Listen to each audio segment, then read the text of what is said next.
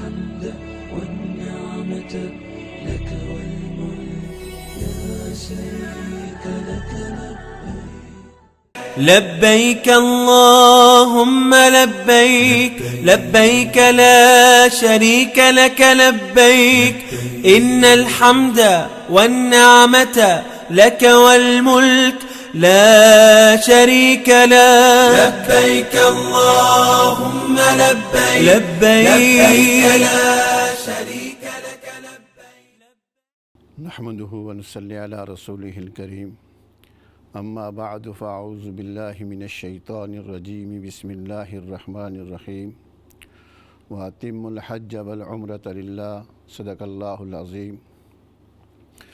اللہم صلی علی محمد وعلی آل محمد کما صلیت علی ابراہیم وعلی آل ابراہیم انک حمید مجید. اللہم بارک علی محمد وعلی آل محمد کما بارکت علی ابراہیم وعلی آل ابراہیم انک حمید مجید. محترم ناظرین و ناظرات، سامعین و سامعات، السلام علیکم ورحمۃ اللہ وبرکاتہ. ہم اسلام چینل اردو لندن اسٹوڈیو سے حج ٹرانسمیشن، حج کا پروگرام لے کر کے آپ کی خدمت میں حاضر ہیں. اللہ رب العزت سے دعا ہے کہ اللہ رب العزت ہمیں صحیح کہنے کی توفیق عطا فرمائیں، اور پھر آپ کو اور ہمیں اس پر اللہ عمل کرنے کی توفیق عطا فرمائیں. حج کا مہینہ یہ اسلامی سال کا، ہجری کا آخری مہینہ ہے.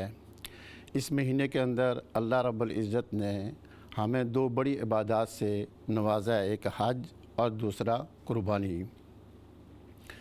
اور حج کا جو ہے اس وقت لوگ حرمین کے اندر، مینا کے اندر حج کی عبادت ادا کرنے کے لیے جمع ہیں. پوری دنیا کے کونے کونے سے وہاں پر لوگ موجود ہیں. یہ اللہ رب العزت کا بڑا کرم ہے کہ وہاں پر پوری دنیا سے مسلمان اپنا فریضہ حج ادا کرنے کے لیے موجود ہیں. اور اللہ کا کرم ہے، یہ مسلمانوں کی وحدت کی بھی علامت ہے، کعبہ کی مرکزیت اور عظمت کی بھی علامت ہے، اور اس بات کی بھی علامت ہے کہ اس دور کے اندر، ان حالات کے اندر، ان مشکلات کے اندر مسلمانوں کا اپنے اللہ سے، حرمین کے ساتھ، اپنے دین کے ساتھ، نبی اکرم صلی اللہ علیہ وسلم کے ساتھ اور مسجد نبوی کے ساتھ تعلق اور ایمان کا رشتہ قائم و دائم ہے. آج ہمارے یہ خوش قسمتی ہے کہ ہمارے انتہائی معزز مہمان جو برطانیہ کے جبال العلم، بڑے علماء میں ان کا شمار ہوتا ہے، وہ تشریف لائے ہیں. حضرت مولانا عطا اللہ خان صاحب جو آکسفورڈ کے امام ہیں، اور یورپ کے اندر، برطانیہ اور یورپ کے اندر سب سے عمدہ خطیب اور فاضل خطیب. ایک خطیب ہوتا ہے، تقریر کرتے ہیں، لیکن اہل علمی گفتگو ہوتی ہے. اور برطانیہ کی بڑی مذہبی جماعت جمعیت علماء برطانیہ کے جنرل سیکرٹری بھی ہیں، وہ تشریف لائے ہیں. السلام علیکم حضرت. وعلیکم السلام ورحمۃ اللہ وبرکاتہ. اور دوسرے ہمارے مہمان یہ بڑے علمی خاندان کے ساتھ ان کا تعلق ہے، جیسے مولانا عطا اللہ خان صاحب، یہ بھی بڑے علمی خاندان کے ساتھ ان کا تعلق ہے. ان کے والد صاحب کراچی کے اندر شیخ الحدیث سے شیخ التفسیر تھے. بڑی انہوں نے دین کی خدمت کی، اور پھر اللہ کو جو ہے شہادت کا مرتبہ وہ بھی نصیب ہوا. تو یہ ان کے اولاد ہیں. اور ان کے ساتھ جو ہمارے انتہائی معزز محترم محمد احمد قاضی صاحب، جو وہ بھی آکسفورڈ سے تشریف لائے، یہ مسلم چیپلین ہیں، اور یہاں پر جو ہے بڑی خدمت کرتے ہیں. یہ جو پریزن کے اندر جو ہے مسلمانوں کی رہنمائی کرتے ہیں، مسلمانوں کے صحیح راستہ دکھاتے ہیں. تو میں ان کو خوش آمدید کہتا ہوں. قاضی صاحب السلام علیکم. جزاک اللہ خیر. وعلیکم السلام ورحمۃ اللہ وبرکاتہ. حضرت جزاک اللہ خیر.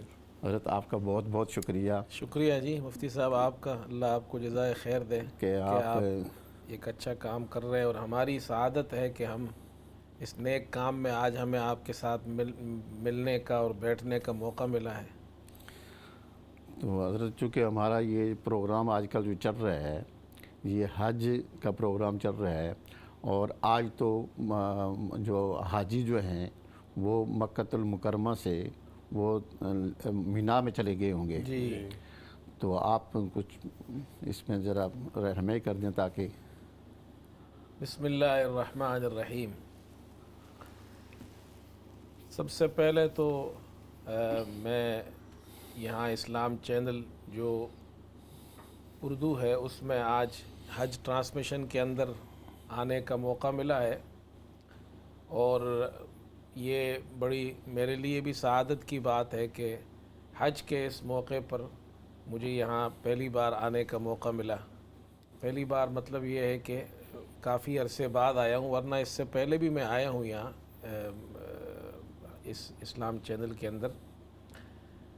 تو حج کا جو موقع ہے اور آج جو پروگرام ہو رہا ہے یہ حج کا دن شروع ہو چکا ہے، یعنی آج جو ہے وہ 8 ذوالحجہ ہے، اور 8 ذوالحجہ کو جو حجاج اکرام ہے وہ مکہ سے منا جاتے ہیں، تو حج کا پہلا دن ہے اور وہ حجاج اکرام منا پہنچ چکے ہیں، اور آج کا دن یہ منا میں گزاریں گے۔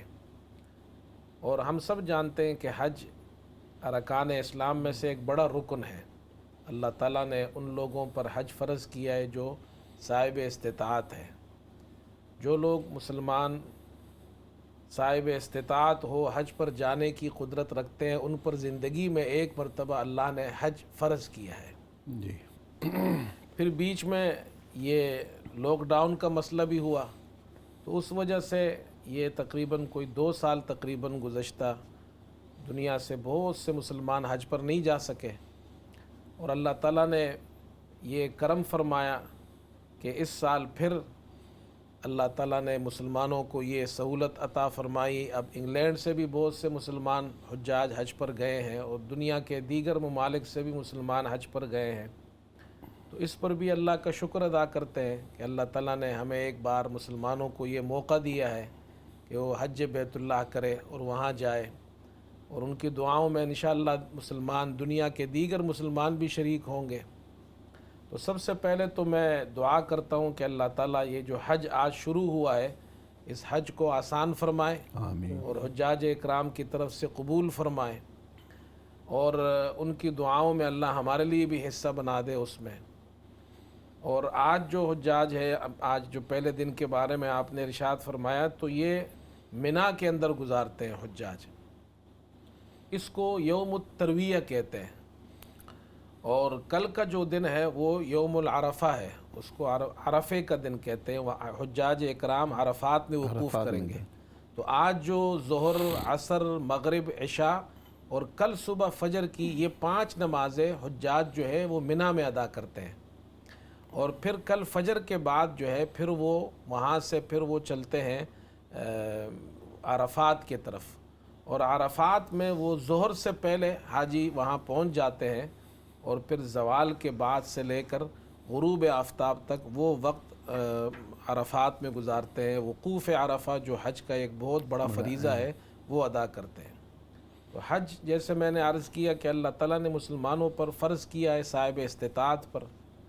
حضرت ابراہیم علیہ السلام نے بیت اللہ کی تعمیر کی، ان کے بیٹے حضرت اسماعیل علیہ السلام نے، اور جب تعمیر مکمل ہو گئی تو پھر انہوں نے اللہ تعالیٰ نے ان کو حکم دیا وَأَذِّن فِي النَّاسِ بِالْحَجِّ، لوگوں کو حج کے لیے آپ اعلان کیجئے۔ تو حضرت ابراہیم علیہ السلام نے اعلان کیا، جن جن لوگوں تک جن جن لوگوں نے ان کی جواب میں لبیک کہی، جہاں جہاں تک ان کی آواز پہنچی اور انہوں نے لبیک کہی، تو اللہ تعالیٰ نے ان کے لیے حج لکھ دیا، جتنی مرتبہ کہی اتنی مرتبہ حج لکھ دیا۔ تو لبیک وہاں سے شروع ہوا ہے، یہ لبیک، اور یہ تلبیہ پڑھتے ہیں جو توحید کا نعرہ ہے دراصل، اور حاجی صاحب یہ تلبیہ پڑھتے ہیں اور اے اللہ میں حاضر ہوں، اپنی حاضری کو اللہ کے دربار میں پیش کرتے ہیں، اور یہ اعلان کرتے ہیں کہ اللہ کے ساتھ کوئی شریک نہیں۔ لبیک اللہم لبیک لبیک لا شریک لک لبیک ان الحمد والنعمت لک والملک، تمام تعریفیں اللہ کے لیے ہیں، تمام ملک اللہ کے لیے ہے، بادشاہت اللہ کے لیے ہے، نعمت اللہ کے لیے ہے اور اللہ کا کوئی شریک نہیں ہے، تو یہ نعرہ ہم مسلمان پڑھتے ہیں.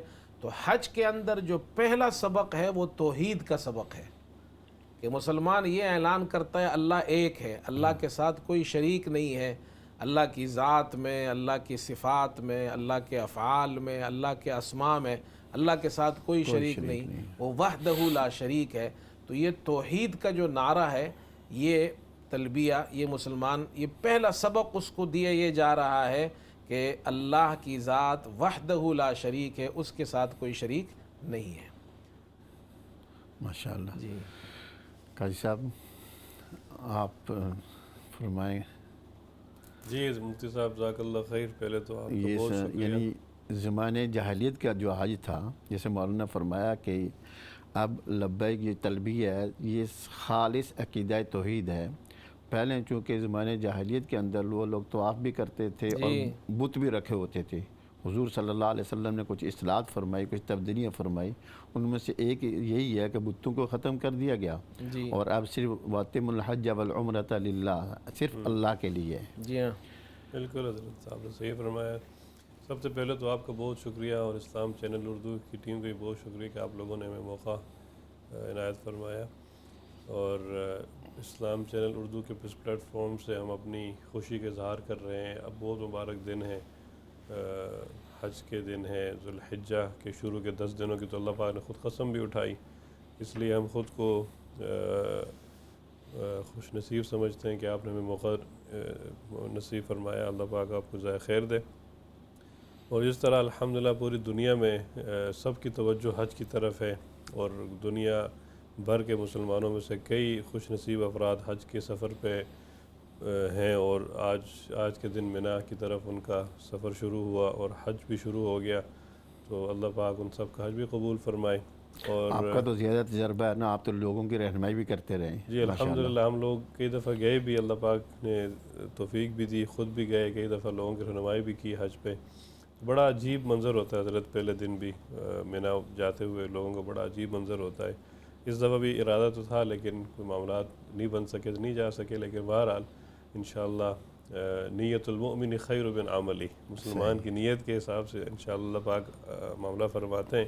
اللہ پاک نیتوں قبول فرمائے اور جو حاضرین وہاں پہ جمع ان کو بھی قبول فرمائے. اور حضرت بالکل حج جو ہے، حج اور عمرہ اور یہ ساری اور یہ جو دن ہیں، یہ ابراہیم علیہ السلام کی یاد دلاتے ہیں. اور سب سے بڑے موحد اس زمانے میں، سب سے بڑی تبلیغ، سب سے بڑے جو اسلام پہ چلنے والے، وَتَلَّهُ لِلْجَبِينِ فَلَمَّا أَسْلَمَ، اللہ نے خود گواہی دی کہ یہ ابراہیم علیہ السلام اور ان کے بیٹے اسماعیل علیہ السلام نے دنیا کو دکھایا کہ اسلام پہ چلنا کس چیز کا نام ہے، قربانی دینا کس چیز کا نام ہے. تو سب ان صلاتی و نسکی و محیائی و مماتی للہ، ہر چیز میں توحید. اور یہی سب سے بڑا سبق حضرت نے فرمایا کہ توحید، سب سے پہلا سبق توحید ہے حج کا سبق. اور یہی کاش ہم سب مسلمانوں میں اس چیز کا جذبہ اور اس کی اہمیت پیدا ہو جائے کہ ہم نے حج سے سب سے پہلا اور ضروری سبق جو سیکھنا ہے وہ توحید کا سبق ہے کہ ہر چیز میں للہیت آ جائے، اخلاص آ جائے.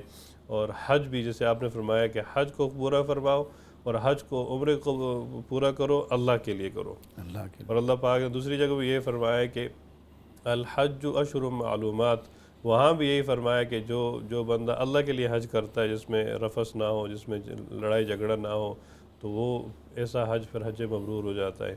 تو بہر حضرت یہ چند باتیں تھیں شروع میں، تو انشاءاللہ اس پہ مزید گفتگو کرتے رہیں گے. اللہ پاک ہمیں اچھا کہنے کی سننے توفیق نصیب فرمائے. حضرت یہ زمانے جاہلیت کے اندر جو حج تھا، اس کے اندر نبی اکرم صلی اللہ علیہ وسلم نے کچھ تبدیلیاں فرمائی، کچھ اصلاحات فرمائی. ان میں سے ایک تبدیلی یہی ہے جو آپ نے فرمایا کہ پہلے یہ تھا کہ بیت اللہ کے اندر اور حرم کے اندر اور پورے یہ جو ہے وہاں پر بت قدے تھے، بت رکھے ہوئے تھے. تو نبی اکرم صلی اللہ علیہ وسلم نے پہلی تبدیلی یہ کی کہ وہاں سے بتوں کو صاف کیا اور وہاں پر صرف ان کو ختم کیا، کیونکہ پہلے لوگ طواف بھی کرتے تھے اور بتوں کے اندر سامنے بھی حاضری دیتے تھے. اور دوسرا جو ہے وہاں سے جوا ختم کیا، وہ تیر جو تھا. جی جی بخاری شریف کی روایت کے اندر آتا ہے کہ انہوں نے حضرت ابراہیم علیہ السلام، حضرت اسماعیل علیہ السلام کے بھی وہ بت بنائے ہوئے تھے، اور ان کے ہاتھوں کے اندر یہ لاٹری اور جوئے کے تیر دیے ہوئے تھے. تو دوسری تبدیلی یہ آپ صلی اللہ علیہ وسلم یہ کی کہ وہ وہاں سے جوئے کا سسٹم جو ہے وہ تیروں کا وہ جو ختم کیا.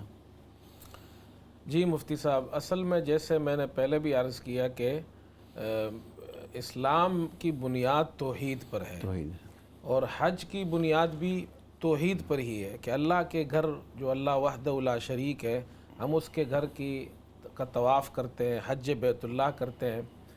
رسول کریم صلی اللہ علیہ وسلم نے جو حج کے اندر تبدیلیاں کی ہے، اس میں بنیادی تبدیلی وہاں یہ کی ہے فتح مکہ کے بعد جو بیت اللہ اور اس کے آس پاس جو بت تھے وہ آپ نے وہاں سے گرا دیے. صحیح.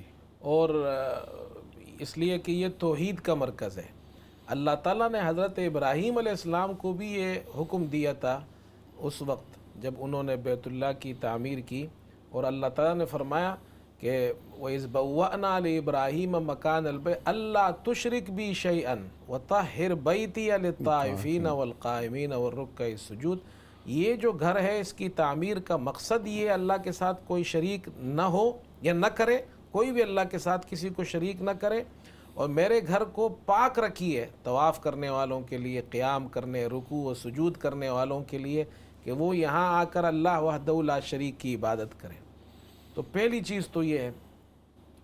دوسری چیز یہ ہے کہ مشرکین جو حج کرتے تھے وہ تلبیہ پڑھتے تھے، لیکن اس تلبیہ میں شرک کرتے تھے. شرک کرتے تھے. لبیک اللہم لبیک لبیک لا شریک لک لبیک یہاں تک پڑھتے تھے، پھر آگے کہتے تھے الا شریکن هو لک تملک وما ملک، مگر نعوذ باللہ آپ کا ایک شریک ہے جس کے آپ مالک ہے، یعنی وہ آپ کا مملوک ہے، آپ کے ماتحت ہے.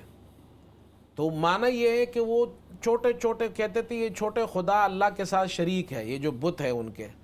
رسول کریم صلی اللہ علیہ وسلم نے تلبیہ کو پاک کیا. نہیں، تلبیہ میں شرک نہیں ہے، اللہ کے ساتھ کوئی شریک نہیں ہے، اللہ کے ساتھ کوئی یہ بت بھی شریک نہیں ہے، اللہ کے ساتھ نہ آسمانوں میں کوئی شریک ہے نہ زمین میں کوئی شریک ہے. اللہ وحدہ لا شریک ہے، اللہ کے ساتھ کوئی شریک نہیں ہے، نہ آسمانوں میں کوئی مخلوق شریک ہے نہ زمین میں کوئی مخلوق شریک ہے. یہ ایک تبدیلی یہ ہوئی حج کے اندر.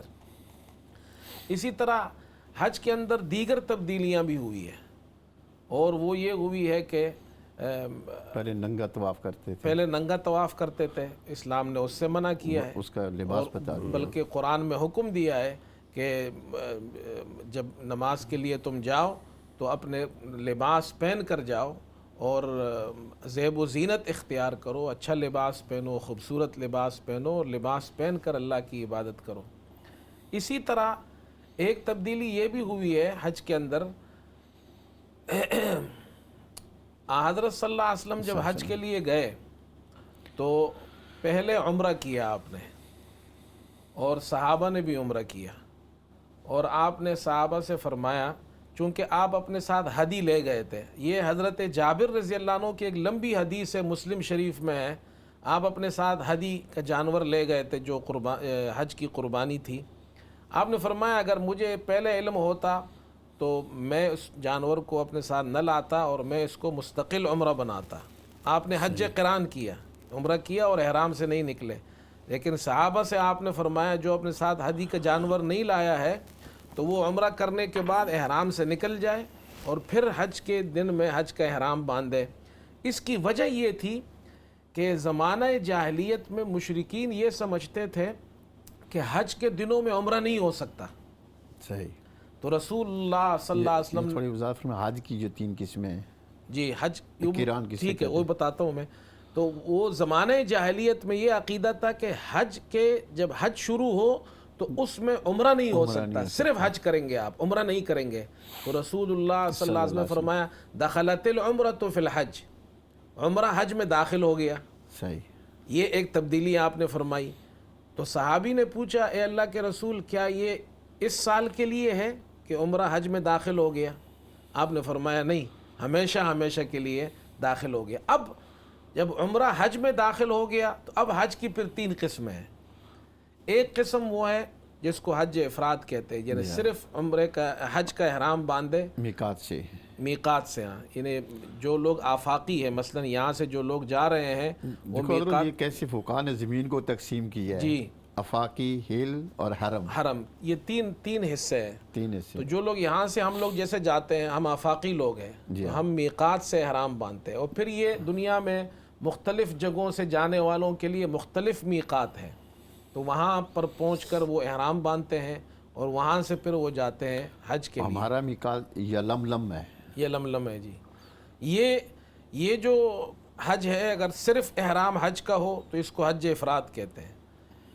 اگر کوئی شخص یہاں سے جاتے وقت میقات پر عمرے کا احرام باندھے اور وہاں جا کر عمرہ کرے، پھر عمرے کرنے کے بعد احرام سے نکل آئے، سر کے بال منڈوائے، حلق کرے، تو پھر اس کے بعد جب آج کا دن، جو حج کا دن یوم الترویہ 8 ذو الحجہ ہے، تو آج حج کا احرام باندھے گا. اس کو حج تمتع کہتے ہیں. عمرہ الگ احرام سے کیا اور حج الگ احرام سے. اور ایک حج قران ہوتا ہے جو رسول اللہ صلی اللہ علیہ وسلم نے حج کیا ہے. یہ سب سے افضل حج ہے کہ میقات سے احرام باندھے، عمرے اور حج دونوں کا. اس میں عمرہ بھی کرے اور پھر احرام سے نہ نکلے، سر کے بال نہ منڈوائے اور اس سے حج کرے. یہ حج قران ہے. تو حضرت صلی اللہ علیہ وسلم نے عمرے کو حج میں داخل فرمایا اور فرمایا کہ عمرہ حج میں داخل ہو گیا. ایک تبدیلی یہ ہے. اسی طرح جو تبدیلی کی بات آپ نے کی، تو ایک تبدیلی اور بھی ہے، اور وہ یہ ہے کہ جو مشرکین مکہ کے لوگ تھے، تو یہ لوگ اپنے آپ کو بہت بڑا سمجھتے تھے. حمص کہتے ہیں، حمص. ہاں، وہ کہتے تھے کہ ہم مکے کے رہنے VIP لوگ ہیں، VIP لوگ ہیں، بڑے لوگ ہیں. اور واقعی اللہ نے ان کو یہ عزت اس زمانے میں دی تھی کہ جو عرب کے اندر جتنے بھی قبائل تھے وہ مکے کے لوگوں کا بڑا احترام کرتے تھے. وہ ان کے یہاں معزز لوگ شمار ہوتے تھے کہ یہ بیت اللہ کے رہنے والے لوگ ہیں، بیت اللہ کے آس پاس رہتے ہیں، تو ان کا بڑا احترام تھا. تو وہ یہ کہتے تھے کہ باہر والے لوگ جو مکہ آتے ہیں حج کرنے، وہ تو عرفات جائیں گے، لیکن ہم چونکہ حرم کے رہنے والے ہیں تو ہم عرفات نہیں جائیں گے، حج کریں گے لیکن مزدلفہ سے آگے نہیں جائیں گے، حدود حرم میں رہیں گے، حدود حرم کے اندر رہیں گے. تو رسول اللہ صلی اللہ علیہ وسلم نے فرمایا نہیں، اور آپ نے خود حج کیا اور عرفات گئے، پھر عرفات سے واپس مزدلفہ آئے، اور اللہ نے بھی اس کا حکم دیا ہے قرآن میں، ثم افیضوا من حیث افاض الناس فَإِذَا أَفَضْتُم مِّنْ عَرَفَاتٍ فَاذْكُرُوا اللَّهَ عِندَ الْمَشْعَرِ الْحَرَامِ. تو عرفات جو ہے، اب یہ صرف جانا سنت نہیں ہے، بلکہ عرفات وقوف عرفہ جو ہے یہ حج کا ایک فرض ہے. اگر کسی کا وقوف عرفہ نہیں ہوا تو اس کا حج ہی نہیں ہوگا. تو یہ کچھ تبدیلیاں جو اسلام نے آ کر ہمیں جو حج بتایا ہے کہ اس طریقے سے حج کیا جائے. ماشاءاللہ. جی حضرت یہ بھی آتا ہے قاضی صاحب کہ پہلے جو سعی کرتے تھے صرف قریش جو ہے صفا مروہ کی سعی کرتے تھے، باقی جو قبائل تھے یا قریش کے جو حلیف تھے وہ سعی کرتے تھے. باقی جو قریش تھے یا مدینہ کے جو انصار تھے، اوس اور خزرج، خود حضرت انس بن مالک فرماتے ہیں کہ ہم جو ہے طواف کرنے کے بعد اپنے اپنے بتوں کے پاس چلے جاتے تھے. جی. اور جب یہ بتوں کا صفایا ہو گیا تو ہم الجھن میں پڑ گئے، پریشانی کے اندر پڑ گئے.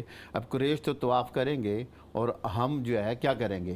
پھر اللہ نے یہ جو ان الصفا والمروۃ من شعائر اللہ، یہ مستقل شاعر اللہ ہے. جی جی حضرت، بالکل یہی ماشاءاللہ حضرت نے بڑی اچھی گفتگو فرمائی اور بڑی اچھی تاریخ ماشاءاللہ رکھتے ہیں حضرت.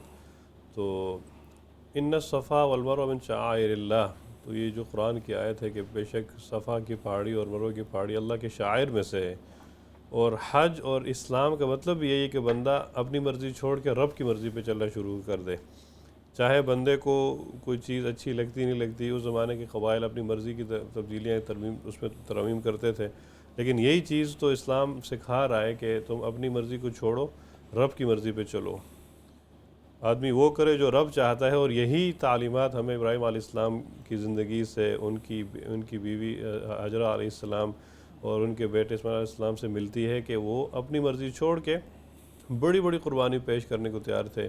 لہٰذا حج کے سارے ارکان بھی ایسے ہی ہیں. اس میں آدمی اپنے سلے ہوئے کپڑے چھوڑ دیتا ہے، اپنا آرام چھوڑ دیتا ہے، خوشبو چھوڑ دیتا ہے، ناخن بال کاٹنا چھوڑ دیتا ہے. یہ قربانیاں ہیں اور یہ ایک سبق ہے.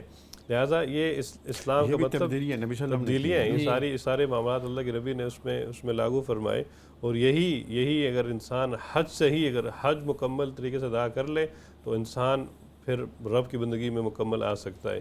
اور یہ ماشاءاللہ صفا کی پہاڑی پہ جانا، پھر مرو کی پہاڑی پہ جانا، اگرچہ اس زمانے کے اللہ کے نبی ابراہیم علیہ السلام کی بیوی کہ وہ آپس بچے کے پانی کے لیے دوڑنا، پھر زمزم کا نکلنا، وہ سب کچھ تھا، لیکن اللہ نے اس کو قیامت تک آنے والوں کے انسانوں کے لیے حج کا حصہ بنا دیا اس کو، چاہے عقل میں بات آتی یا نہیں آتی، بس رب کی بندگی کرنی ہے، مستقل مستقل شاعر ہیں یہ معاملات، مستقل شاعر اللہ ہے، جس طرح بیت اللہ شاعر اللہ ہے، بالکل صفا کی پہاڑی بھی اللہ کی نشانی سے ایک نشانی ہے۔ دیکھ رہا تھا تو ہم ایک بریک کی طرف جا رہے ہیں، بریک کے بعد انشاءاللہ پھر حاضر ہوں گے انشاءاللہ۔ لبيك اللهم لبيك لبيك لا شريك لك لبيك إن الحمد والنعمة لك والملك لا شريك لك لبيك اللهم لبيك لبيك لا شريك لك لبيك۔ بسم اللہ الرحمن الرحیم۔ بریک کے بعد پھر حاضر ہیں، ٹیلی فون لائنز اوپن ہیں، اگر کوئی شخص کوئی بات پوچھنا چاہتا ہے، کوئی سوال کرنا چاہتا ہے، کوئی بات شیئر کرنا چاہتا ہے تو وہ کر سکتا ہے۔ انشاءاللہ کوشش کی جائے گی کہ آپ کے ہم سوالوں کے جواب تسلی بخش دیں۔ اگر کسی سوال کا اس وقت اس کا جواب کا ہمیں پتہ نہ ہو، اس کا بھی اظہار کر دیا جائے گا، اور دوسرے پروگرام کے اندر جو ہے اس کی تحقیق کر کے کتاب دے کر کے اس کا جواب دے دیا جائے گا۔ جیسا کہ بریک سے پہلے میں نے عرض کیا تھا کہ آج ہمارے ساتھ برطانیہ کے مشہور علماء کرام حضرت مولانا عطا اللہ خان صاحب جو آکسفورڈ کے امام ہیں، اور ہمارے دوسرے مہمان جو ہیں احمد قاضی صاحب جو مسلم چیپلین ہیں، وہ تشریف لائے ہیں۔ تو آپ حضرات جو ہے کوئی بات پوچھنے چاہتے ہیں، کوئی سوال کرنا چاہتے ہیں، کوئی بات معلوم کرنا چاہتے ہیں تو کر سکتے ہیں۔ بریک سے پہلے ہماری گفتگو یہ چل رہی تھی، چونکہ آج حج کا سلسلہ شروع ہو گیا ہے، کہ زمانہ جاہلیت کے اندر جو ہے ہر ایک حج کرتا تھا، مومن بھی کرتا تھا، مشرک بھی کرتا تھا، موحد بھی کرتا تھا، لیکن نبی اکرم صلی اللہ علیہ وسلم نے اس کے اندر کچھ تبدیلیاں کر دی۔ ایک تبدیلی یہ کی کہ وہاں سے بتوں کو ہٹا دیا، یعنی بلکہ جزیرۃ العرب کو بت قدوں سے پاک کر دیا۔ دوسری تبدیلی یہ تھی کہ وہاں پر جو لاٹری کھیلی جاتی تھی، جوا کھیلا جاتا تھا تیروں ان کے ساتھ، اس کو ختم کیا۔ تیسرا یہ جو آپ نے فرمایا کہ جو ننگے طواف کرتے تھے، آپ صلی اللہ علیہ وسلم نے حج کا یونیفارم جو ہے وہ بتا دیا کہ مرد جو ہے وہ 2 چادروں کے اندر ہوں گے، اور عورتیں جو ہے وہ مکمل لباس کے اندر ان کا لباس مقرر کر دیا کہ آئندہ کے بعد کوئی آدمی ننگا جو طواف نہیں کرتا تھا۔ ان کے وہ یہ کہتے تھے جو کہ ہم ننگے پیدا ہوئے ہیں اور ہم جو اللہ کے گھر جا رہے ہیں اس لیے ہم ننگے ہی جائیں گے۔ جیسے امام عطا اللہ خان صاحب نے فرمایا کہ قریش جو ہیں اپنے آپ کو برگزیدہ VIP سمجھتے تھے، وہ کسی کو چادر دے دیتے، کوئی لباس دے دیتے، اس کو تبرکن لوگ پہن کر وہ کرتے تھے، اگر وہ نہیں دیتے تو وہ ننگے طواف کرتے۔ تیسری تبدیلی جیسے اپنے قاضی صاحب نے فرمایا کہ صفا مروہ کے درمیان یہ صرف قریش اور اس کے حلیف جو ہے وہ سعی کرتے تھے، اور اس پر بات چل رہی تھی تو آپ ذرا فرما رہے تھے بریک کے اندر جو ہے اس کی مکمل تفصیل۔ جی، اصل میں اسلام نے آ کر جو سب سے بڑی تبدیلی کی ہے وہ یہ سبق دیا ہے کہ حج جو ہے یہ اللہ کے لیے، اللہ کے لیے، تو اللہ کے ساتھ کوئی شریک نہیں۔ یہ تو ایسا سبق ہے توحید کا جو اللہ نے جتنے پیغمبر بھیجے سب نے آ کر جو دعوت دی ہے توحید کی دعوت دی۔ وما ارسلنا من قبلک من رسول الا نوحی الیہ انہ لا الہ الا انا فاعبدون۔ اللہ نے سارے پیغمبروں کی طرف توحید کی وحی کی، اللہ کے ساتھ کوئی شریک نہیں ہے۔ تو زمانہ جاہلیت میں یہ صفا مروہ پر 2 بت نصب تھے، ایک بت صفا پہاڑی پر تھا اور ایک بت مروہ پہاڑی پر۔ تو یہ مشرکین بھی صحیح کرتے تھے، لیکن وہ ان بتوں کو جب ان کی بڑی تعظیم کرتے تھے، سجدے کرتے تھے، اور خاص طور پر صحیح میں ان بتوں کو مسح کرتے تھے، ٹچ کرتے تھے، اس کو ان پر جا کر ہاتھ پھیرتے تھے، اور ان سے جناب کیا ہے وہ جیسے تبرک ہمارے لوگ کہتے ہیں حاصل کرتے تھے کہ بھائی ہم نے ان پہ ہاتھ پھیر دیے، جیسے ہمارے یہاں بہت سے لوگ اللہ معاف فرمائے شرک کرتے ہیں، اور وہ جناب کیا ہے، وہ یہ سمجھتے ہیں کہ کسی جگہ پر قبروں پر جا کر ہاتھ پھیرنے سے یا اس طرح کرنے سے ہمیں کوئی برکت حاصل ہوگی، تو وہ لوگ بھی یہ کرتے تھے۔ تو اسلام نے آ کر، وہ رسول اللہ صلی اللہ علیہ وسلم نے آ کر وہ وہاں سے بت ہٹائے، اس کو ختم کیا۔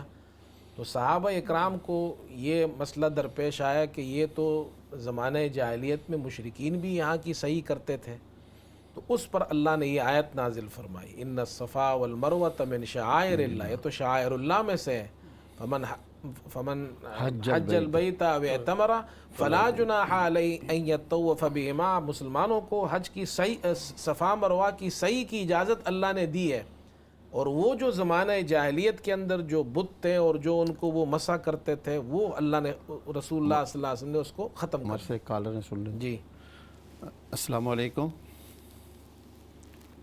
السلام علیکم۔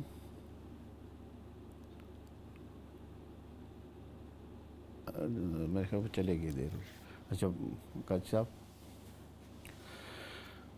جی، وہ میرے خیال چلے اچھا، گئے وہ۔ تو یہ میں عرض کر رہا تھا کہ صفا مروہ جو شعائر اللہ میں سے ہیں، جی اور شعائر اللہ اس کو کہتے ہیں کہ وہ چیزیں جس سے اسلام کی پہچان ہوتی ہے۔ پہچان ہوتی ہے۔ تو حج بھی یہ شعائر، حج تو پورا شعائر اللہ میں سے ہے، اور حج جو ہے وہ اس سے جناب کیا ہے، اسلام کی پہچان ہوتی ہے، اور دنیا کے اندر اسلام کا بول بالا ہوتا ہے اس سے، یعنی دنیا کے اندر اسلام کو اتنے، آپ 1 ملین لوگ کہتے ہیں اس سال حج کر رہے ہیں۔ تھوڑے اپنے انداز میں گفتگو کر لیں۔ جی، ایک ملین لوگ اصل میں آپ کے ساتھ بیٹھے ہوئے ہیں، تو وہ گفتگو کا انداز جو ہے نا، پھر وہ عام جو ایک ساتھ بیٹھے ہوں تو پھر وہ گفتگو کا انداز الگ ہوتا ہے، بیان کرنے کے اندر گفتگو کا انداز الگ ہوتا ہے۔ تو 1 ملین لوگ حج پر اس سال کہتے ہیں گئے ہیں۔ جی ماشاءاللہ۔ تو اب یہ اسلام کا بول بالا ہو رہا ہے۔ اچھا، مجھے ایک بات اور یاد آ گئی کہ دیکھیں حج کے اندر کتنے فوائد ہے، اسلام کا بول بالا ہوتا ہے۔ السلام علیکم۔ پھر ایک یہ ہے کہ مسلمانوں میں اتحاد اور اتفاق کا بہت بڑا مظاہرہ ہی ہے۔ پوری دنیا کے اندر جو مختلف ملکوں کے، نسل کے، رنگ کے، زبانوں کے لوگ ایک ساتھ کھڑے ہوتے ہیں، ایک جیسا لباس پہن کر، ایک رخ پر، ایک وقت میں ساری عبادات اور حج کے ارکان وہ ایک ساتھ ادا کر رہے ہیں، کرتے ہیں۔ سب کا ڈریس ایک جیسے۔ ہمارے والد صاحب رحمۃ اللہ علیہ فرماتے تھے کہ حج کا ایک بہت بڑا سبق یہ ہے کہ یہ انسان کو آخرت کی یاد دلاتا ہے۔ صحیح بات ہے، بہت۔ بادشاہ ہو، غریب ہو، فقیر ہو، مالدار ہو، سب نے 2 چادریں پہنی ہیں اور اکٹھے جمع ہے، یہ ان کو یہ سبق یاد دلایا جا رہا ہے، یہ دنیا ہمیشہ رہنے کی جگہ نہیں ہے، ایک دن مرنا ہے، اور پھر تم کفن پہنائے جاؤ گے، اس کے بعد تم قیامت کے دن اٹھو گے، سب اسی طرح اکٹھے اٹھو گے جس طرح تم یہاں ہو۔ ایک کال لے لیتے ہیں۔ جی السلام علیکم۔ وعلیکم السلام ورحمۃ اللہ وبرکاتہ، کیسے ہیں؟ ٹھیک ہے جی خیریت؟ جی، میرا نام محمد جلیل ہے، لندن ویمبلی سے۔ جی جی، میں مولانا سے بات کرنا چاہتا ہوں۔ جی فرمائیں، مولانا سے بات کر رہے ہیں، مولانا سے سن رہے ہیں مولانا۔ السلام علیکم ورحمۃ اللہ وبرکاتہ۔ جی، وعلیکم السلام ورحمۃ اللہ وبرکاتہ۔ کیسے ہیں مولانا صاحب؟ ٹھیک ہے؟ اللہ کا بڑا کرم ہے جی، الحمدللہ۔ پہچانا مجھے، آپ گئے تھے اکٹھے 2019 کے حج کے اوپر۔ محمد جلیل ہیں کہتے ہیں۔ محمد جلیل، ویمبلی سے۔ اچھا، ویملے سے۔ محمد جلیل آئے تھے پنکج ارشاد کے ساتھ اور نصیر ندیم۔ کہاں پر آئے تھے؟ کہاں آئے تھے؟ وارڈفورڈ کے اندر آئے تھے ملنے کے لیے آپ کو۔ حج پہ گئے تھے اکٹھے۔ جی جی جی، بالکل بالکل، ابھی پہچان لیا جی، بالکل، آپ تو ہمارے حج کے ساتھی ہیں جی۔ ماشاء اللہ ماشاء اللہ، میں ٹی وی دیکھ رہا تھا، آپ کو دیکھ کر مجھے بہت خوشی ہوئی۔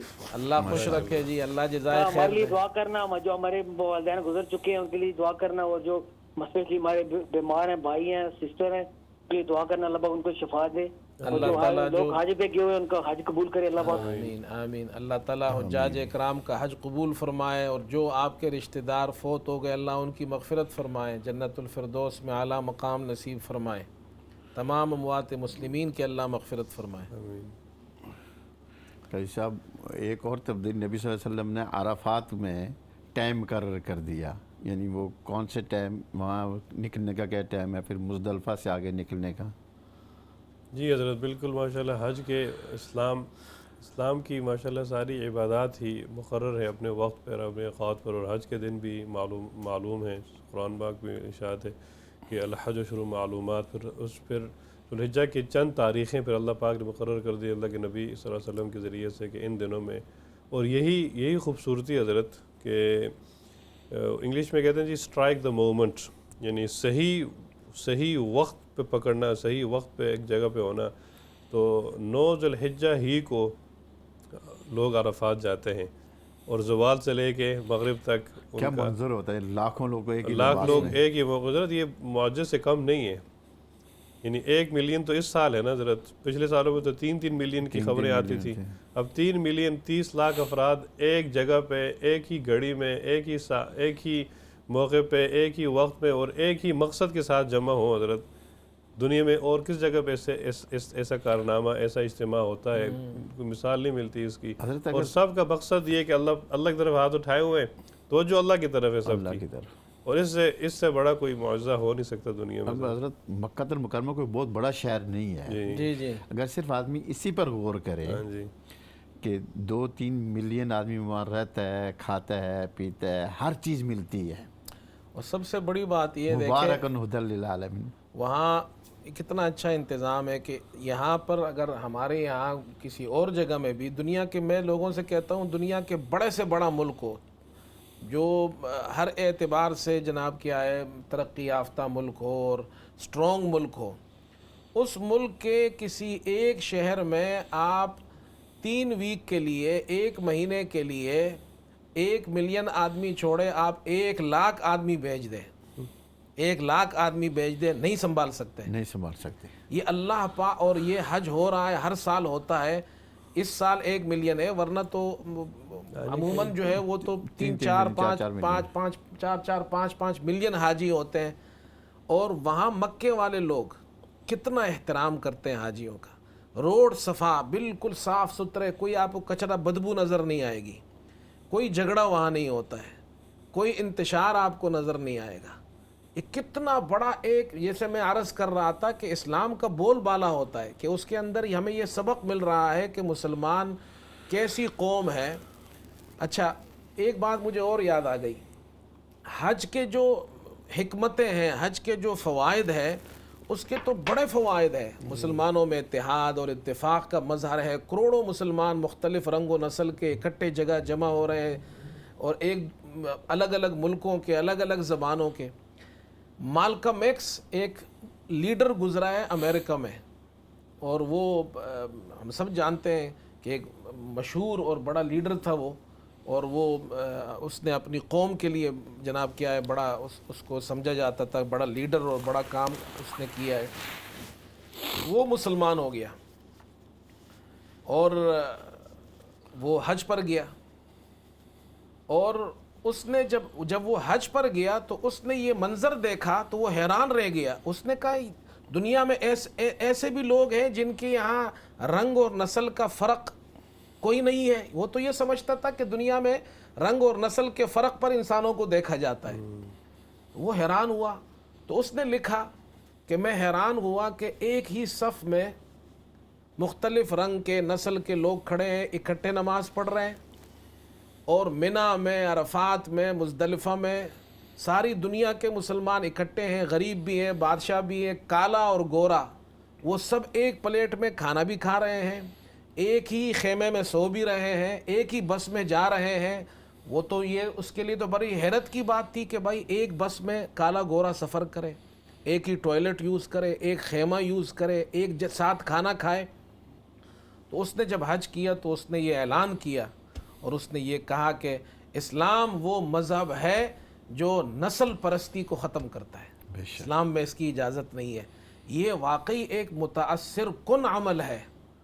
اور اگر ہمارے حجاج اکرام واقعی، اگر ہم لوگ حج پر جاتے ہیں اور یہی سبق سیکھ کر آئے کہ ہم مسلمان بھائی بھائی ہیں، ہمارے درمیان اتحاد اور اتفاق ہونا چاہیے، اور جناب کیا ہے نسل پرستی نہیں ہونی چاہیے، فرقہ پرستی نہیں ہونی چاہیے، ایک اسلام پر، ایک توحید پر جو اللہ کی توحید ہے، جو رسول اللہ صلی اللہ علیہ وسلم کی سنت ہے، اس پر ہم متحد ہو جائے تو مسلمانوں کے لیے میں سمجھتا ہوں کہ حج وہ صرف یہ نہیں ہوگا کہ وہ جا کر حج کا فریضہ ادا کریں گے، بلکہ پوری دنیا کے مسلمانوں کے لیے ایک انقلاب بن جائے گا یہ انشاءاللہ۔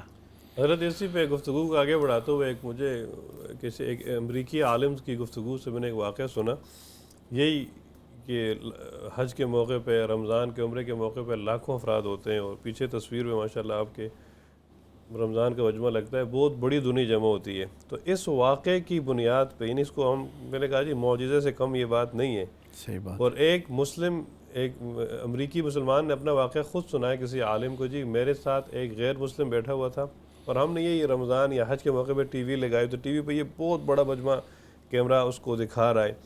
تو میں نے گفتگو کرتے کرتے اپنے غیر مسلم دوست سے، ساتھی سے پوچھا، جی کہ تمہیں کتنا وقت چاہیے اس سارے مجمع کو ایک جگہ ایک صف پہ اکٹھا کرنے کے لیے، ایک جگہ ایک ترتیب میں منظم ترتیب میں لانے کے لیے کتنا ٹائم چاہیے ہوگا؟ اس نے کہا جی اس کے لیے تو لاکھوں بہت سارا وقت چاہیے اور بہت بڑی ٹیم چاہیے۔ اس نے کہا جی اگر ہم اس مجمع کو 1 منٹ کے اندر پوری ترتیب میں لائن میں لے آئیں تو؟ کہا جی ممکن نہیں ہے۔ اسی موقع پہ اذان ہوئی اور مؤذن نے جب اقامت کہی ہے نماز کے لیے، اور شیخ سدیس نے کہا جی سووا صفوفکم، صفیں درست کرو، تو پورا کا پورا حرم جو ہے ایک صف میں آ گیا، پورا ترتیب میں آ گیا، اور شور شرابہ ختم۔ صرف اسی واقعے کو دیکھتے ہوئے آدمی مسلمان ہو گیا حضرت، اس عالم کی گواہی کے مطابق۔ یہ واقعی بہت بڑی یعنی آج کے زمانے کی بہت بڑا ایک میریکل ہے، ایک معجزہ ہے، ایک کرامت ہے۔ تو یہ واقعی صرف یہ اللہ ہی کا حضرت اللہ ہی کی قائم کردہ نظام ہے، یہ کسی سعودی حکومت کا یا کسی ان کے نظام ہے۔ کے علاوہ اگر ان چیزوں پر غور کرے تو غور کیا جائے تو بہت بڑی نشانی حضرت، شاعر اللہ نے خود جو کہا ہے اس کو، رحمت کا دین ہے، جی رحمت کا دین ہے۔ بالکل حضرت۔ اور یہ ماشاءاللہ اس طرح آدمی، آپ بھی گئے ہیں کئی دفعہ، حضرت بھی گئے ہیں، میں بھی الحمدللہ اللہ کی توفیق سے وہاں پہ گیا ہوں۔ وہاں پہ حضرت ایک اور جو میں نے خود، آپ نے بھی نوٹ کیا ہوگا، حجر اسود کے موقع پہ جو ہجوم ہوتا ہے، آج کل تو انہوں نے تھوڑا بند کیا ہوا ہے، لیکن جب لوگ حجر اسود کو بوسہ دینے کے لیے کوشش کرتے تھے، مجاہدہ کرتے تھے، تکلیف اٹھاتے تھے، دھکے کھاتے تھے، اب اس پہ لوگ دھکے کھا بھی رہے ہیں، لیکن ایک چیز میں نے نوٹ یہ کی کہ دھکوں کے باوجود بھی لوگ لڑائی نہیں کرتے تھے، کیونکہ مقصد سب کا حجر اسود تک پہنچنا تھا، اللہ تک پہنچنا تھا۔ تو سبق یہ آدمی حاصل کر سکتا ہے جی، جب بندے کا مقصد بڑا ہو تو پھر چھوٹی چھوٹی تکلیفیں اس کو روک نہیں سکتی، صحیح بات، وہ مقصد تک پہنچ سکتا ہے۔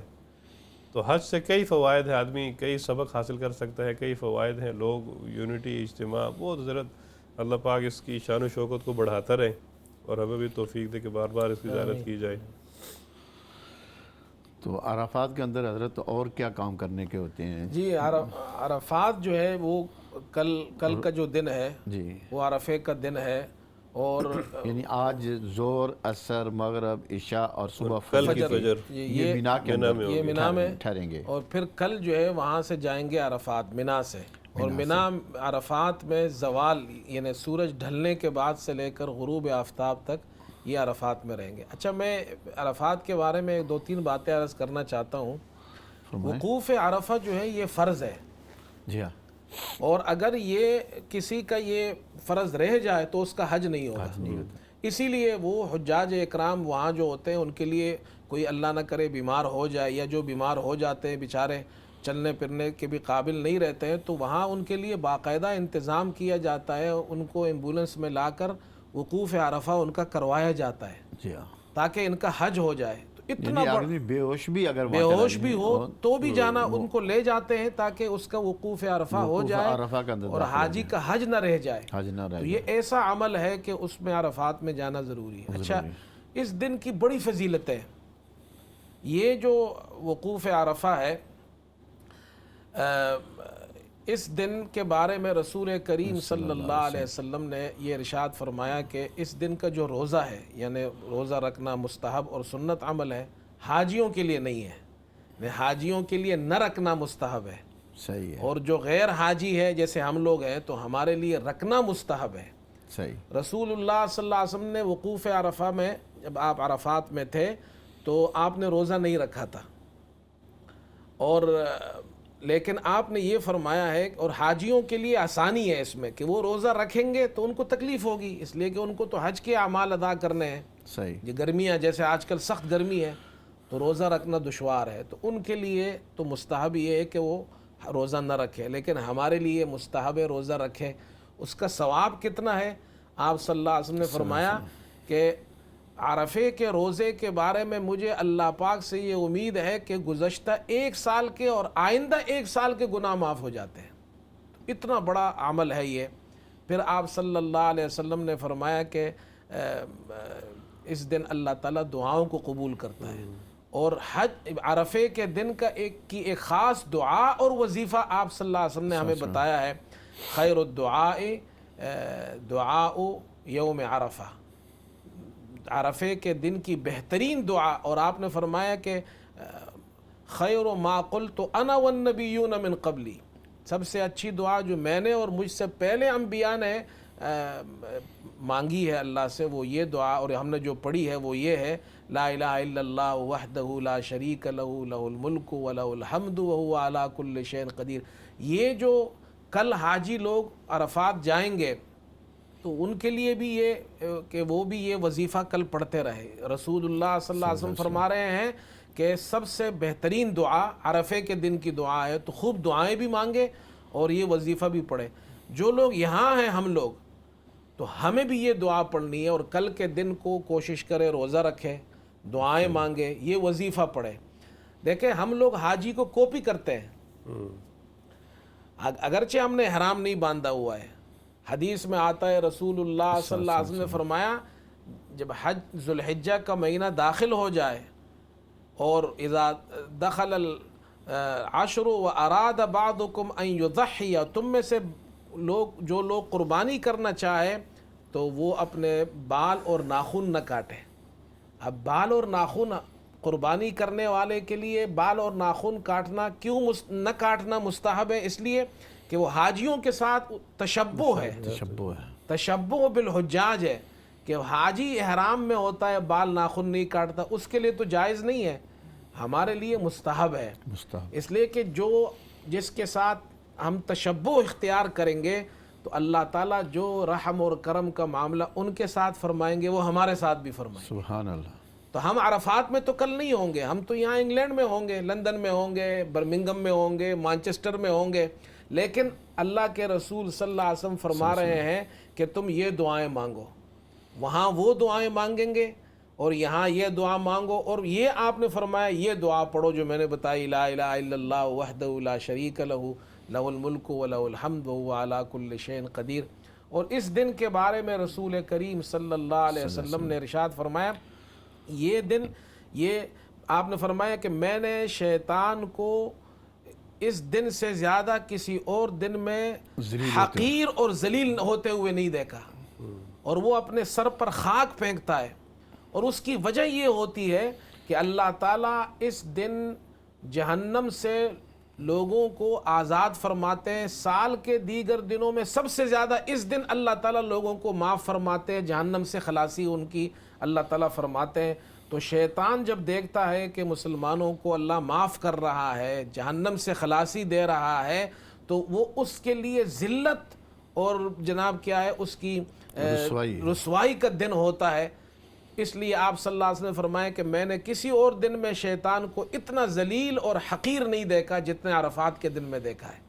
تو یہ ایک بڑا دن آ رہا ہے، کل کا دن ہے، اور اس میں کوشش کریں کہ ہم لوگ عبادت بھی کریں اور روزہ بھی رکھیں۔ صحیح۔ پھر عرفات کے بعد مزدلفہ کے اندر جو رات گزارتے ہیں، مشعر الحرام جو ہے، وہاں پر جو نمازیں اکٹھی کی جاتی ہیں۔ بالکل حضرت، بات کو آگے بڑھاتے ہوئے ایک کال لے لیں۔ جی کال لے لیں۔ السلام علیکم۔ السلام علیکم۔ وعلیکم السلام رحمۃ اللہ وبرکاتہ۔ جی الحمدللہ، یہ جو آپ پروگرام کر رہے ہیں بہت اچھا ہے، میں اسے بڑے دھیان سے دیکھتی ہوں، اور آپ میرے لیے بھی دعا کریں مجھے۔ آمین۔ میرا کویشچن یہ ہے کہ جیسے زندگی میں بہت سے کچھ روزے رہ جاتے ہیں جو فرض روزے ہیں، جی فرض روزے، جی جی جی کچھ رہ جاتے ہیں ہر بندے کے، تو کل کا روزہ جو ہے وہ تو ایک نفلی روزہ ہے، تو میں کل کا روزہ رکھنا چاہتی ہوں نفلی روزہ کر کے، تو میں اس کی نیت اب فرض کے روزے کی نیت سے کروں کہ کل کے جو میں عرفہ کے روزے کی نیت سے کروں؟ ٹھیک۔ ٹھیک ہے، مہربانی. کوشچن ان کا یہ ہے حضرت جی کہ بعض فرض روزے بھی رہ جاتے ہیں، بالخصوص خواتین کے یعنی روزے ہوتے ہیں، تو وہ فرماتی ہیں کہ کل کو یوم عرفہ کا دن ہے، تو کیا میں فرض روزے کی نیت کر کے روزہ رکھوں یا نفل روزہ؟ یہ فرماتی ہیں. جی دیکھیں، جو فرض روزے ہیں رمضان کے، وہ روزے اگر کسی کے رہ گئے ہیں تو ان کو مستقل روزے رکھنے پڑیں گے. مستقل روزے کا معنی یہ ہے کہ وہ آپ رمضان کے فرض روزوں کی نیت سے اس کو قضا کریں گے. اچھا، کل کا جو روزہ ہے یہ نفلی روزہ ہے، یہ اس میں آپ رمضان کے روزے کی نیت نہیں کر سکتے. یہ نہیں کہہ سکتے کہ جی چلو میں کل روزہ رکھ رہی ہوں تو اس میں رمضان کا بھی ایک روزہ ہو جائے اور عرفے کا بھی نفلی روزہ ہو جائے، تو دو نیتیں نہیں کر سکتے. ایک کر سکتے ہیں. اس کی آسان سی مثال ہے، اس کی آسان مثال یہ ہے، مثلا بریک کی طرف جا رہے ہیں، 30 سیکنڈ رہ گئے. جی آسان سی مثال یہ، آپ فجر کی 2 رکعت فرض پڑھ رہے ہیں تو 2 رکعت فرض کو اور 2 رکعت سنت کو ایک نیت میں جمع نہیں کر سکتے. 2 رکعت سنت الگ نیت سے پڑھنی پڑے گی اور 2 رکعت فرض الگ پڑھنی پڑے گی. صحیح. اب بریک کی طرف جا رہے ہیں، بریک کے بعد انشاءاللہ پھر گفتگو جو ہماری جاری رہے گی. آپ حضرات دیکھتے رہیں. لبيك اللهم لبيك لبيك لا شريك لك لبيك إن الحمد والنعمة لك والملك لا شريك لك. لبيك اللهم لبيك لبيك لا شريك لك لبيك. بسم اللہ الرحمن الرحیم. بریک کے بعد پھر ہم آپ کی خدمت میں حاضر ہیں. جیسا کہ میں نے عرض کیا کہ آج ہمارے ساتھ برطانیہ کے بڑے علماء کرام، بڑے اہل علم شخصیات جو ہیں وہ موجود ہیں. ان میں بالخصوص امام عطا اللہ خان صاحب اور قاضی احمد صاحب جو یہاں بڑی خدمت کرتے ہیں.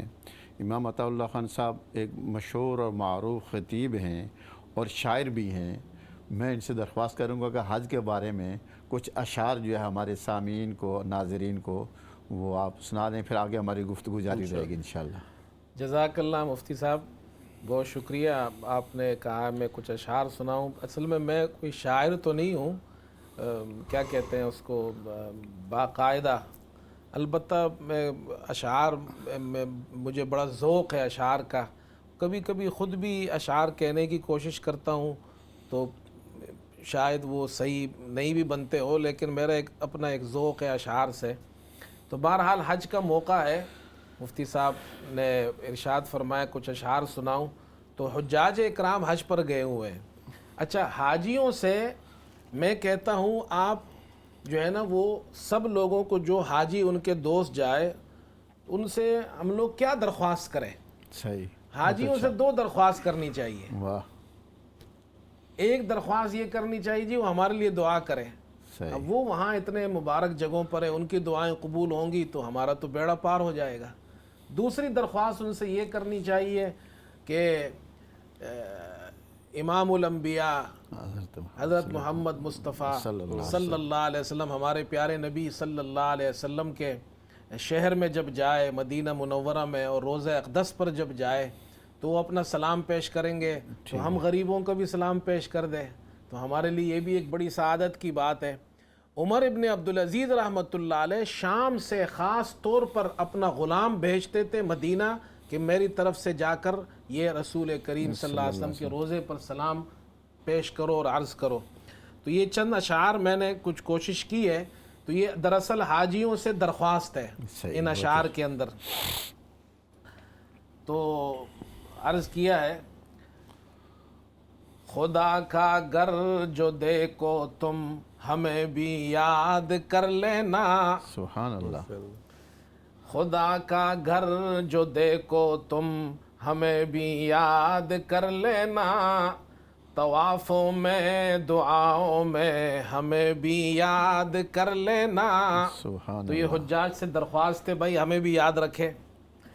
اور طواف خانہ کعبہ کے لگا کر 7 چکر تم.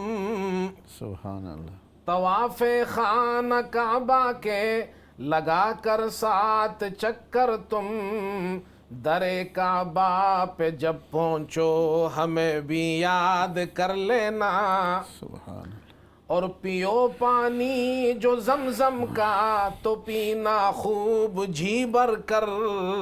جب پانی پیو، حاجی صاحبان سے عرض کر رہا ہوں، جب زمزم کا پانی پیو تو پیٹ بھر کر پیو۔ رسول کریم صلی اللہ علیہ وسلم نے فرمایا مومن کی علامت یہ ہے کہ وہ پیٹ بھر کر زمزم کا پانی پیتا ہے۔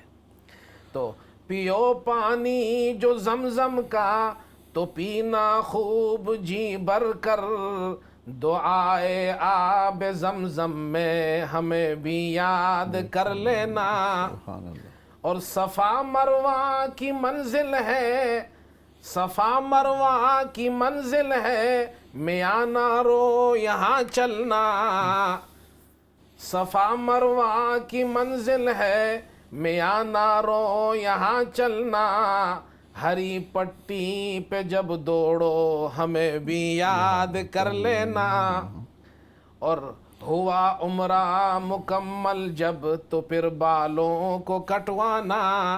عمرے کے بعد ہوا عمرہ مکمل جب تو پھر بالوں کو کٹوانا، جو تم بالوں کو کٹواؤ ہمیں بھی یاد کر لینا، سبحان اور مدینے پاک جب پہنچو نظر اپنی جھکا لینا، مدینے پاک جب پہنچو نظر اپنی جھکا لینا، بہشتی باغ میں جا کر ہمیں بھی یاد کر لینا، ریاض الجنہ میں، ریاض الجنہ، بہشتی باغ میں جا کر ہمیں بھی یاد کر لینا، اور مدینے کے مسافر سے عطا کی ایک گزارش ہے، سبحان اللہ، مدینے کے مسافر سے عطا کی ایک گزارش ہے، میرے آقا کے روزے پر ہمیں بھی یاد کر لینا،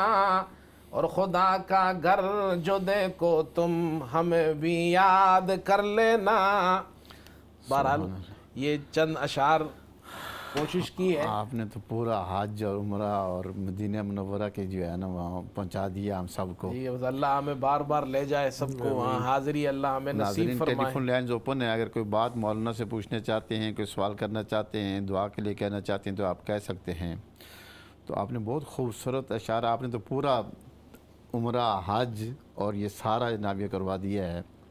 جی حضرت مزدلفہ کے بعد جب رمی کرتے ہیں جمرات کو، اس کے بعد جو ہے قربانی، دوسری بڑی عبادت جو ہے وہ قربانی کی عبادت ہے۔ اور قربانی یہ ہے کہ بعض علماء فرماتے ہیں یہ اللہ کی طرف سے پوری انسانیت کے لیے مہمانی ہے۔ اللہ یہ مہمانی کرتے ہیں سال کے اندر ایک مرتبہ، اس لیے آتا ہے اطعم القانیہ والمعتر، کلوا منہا واطعموا القانیہ وکلوا منہا کلوا منہا والبائس الفقیر واطعموا البائس الفقیر، کہ اس میں سب وہ کھا سکتے ہیں۔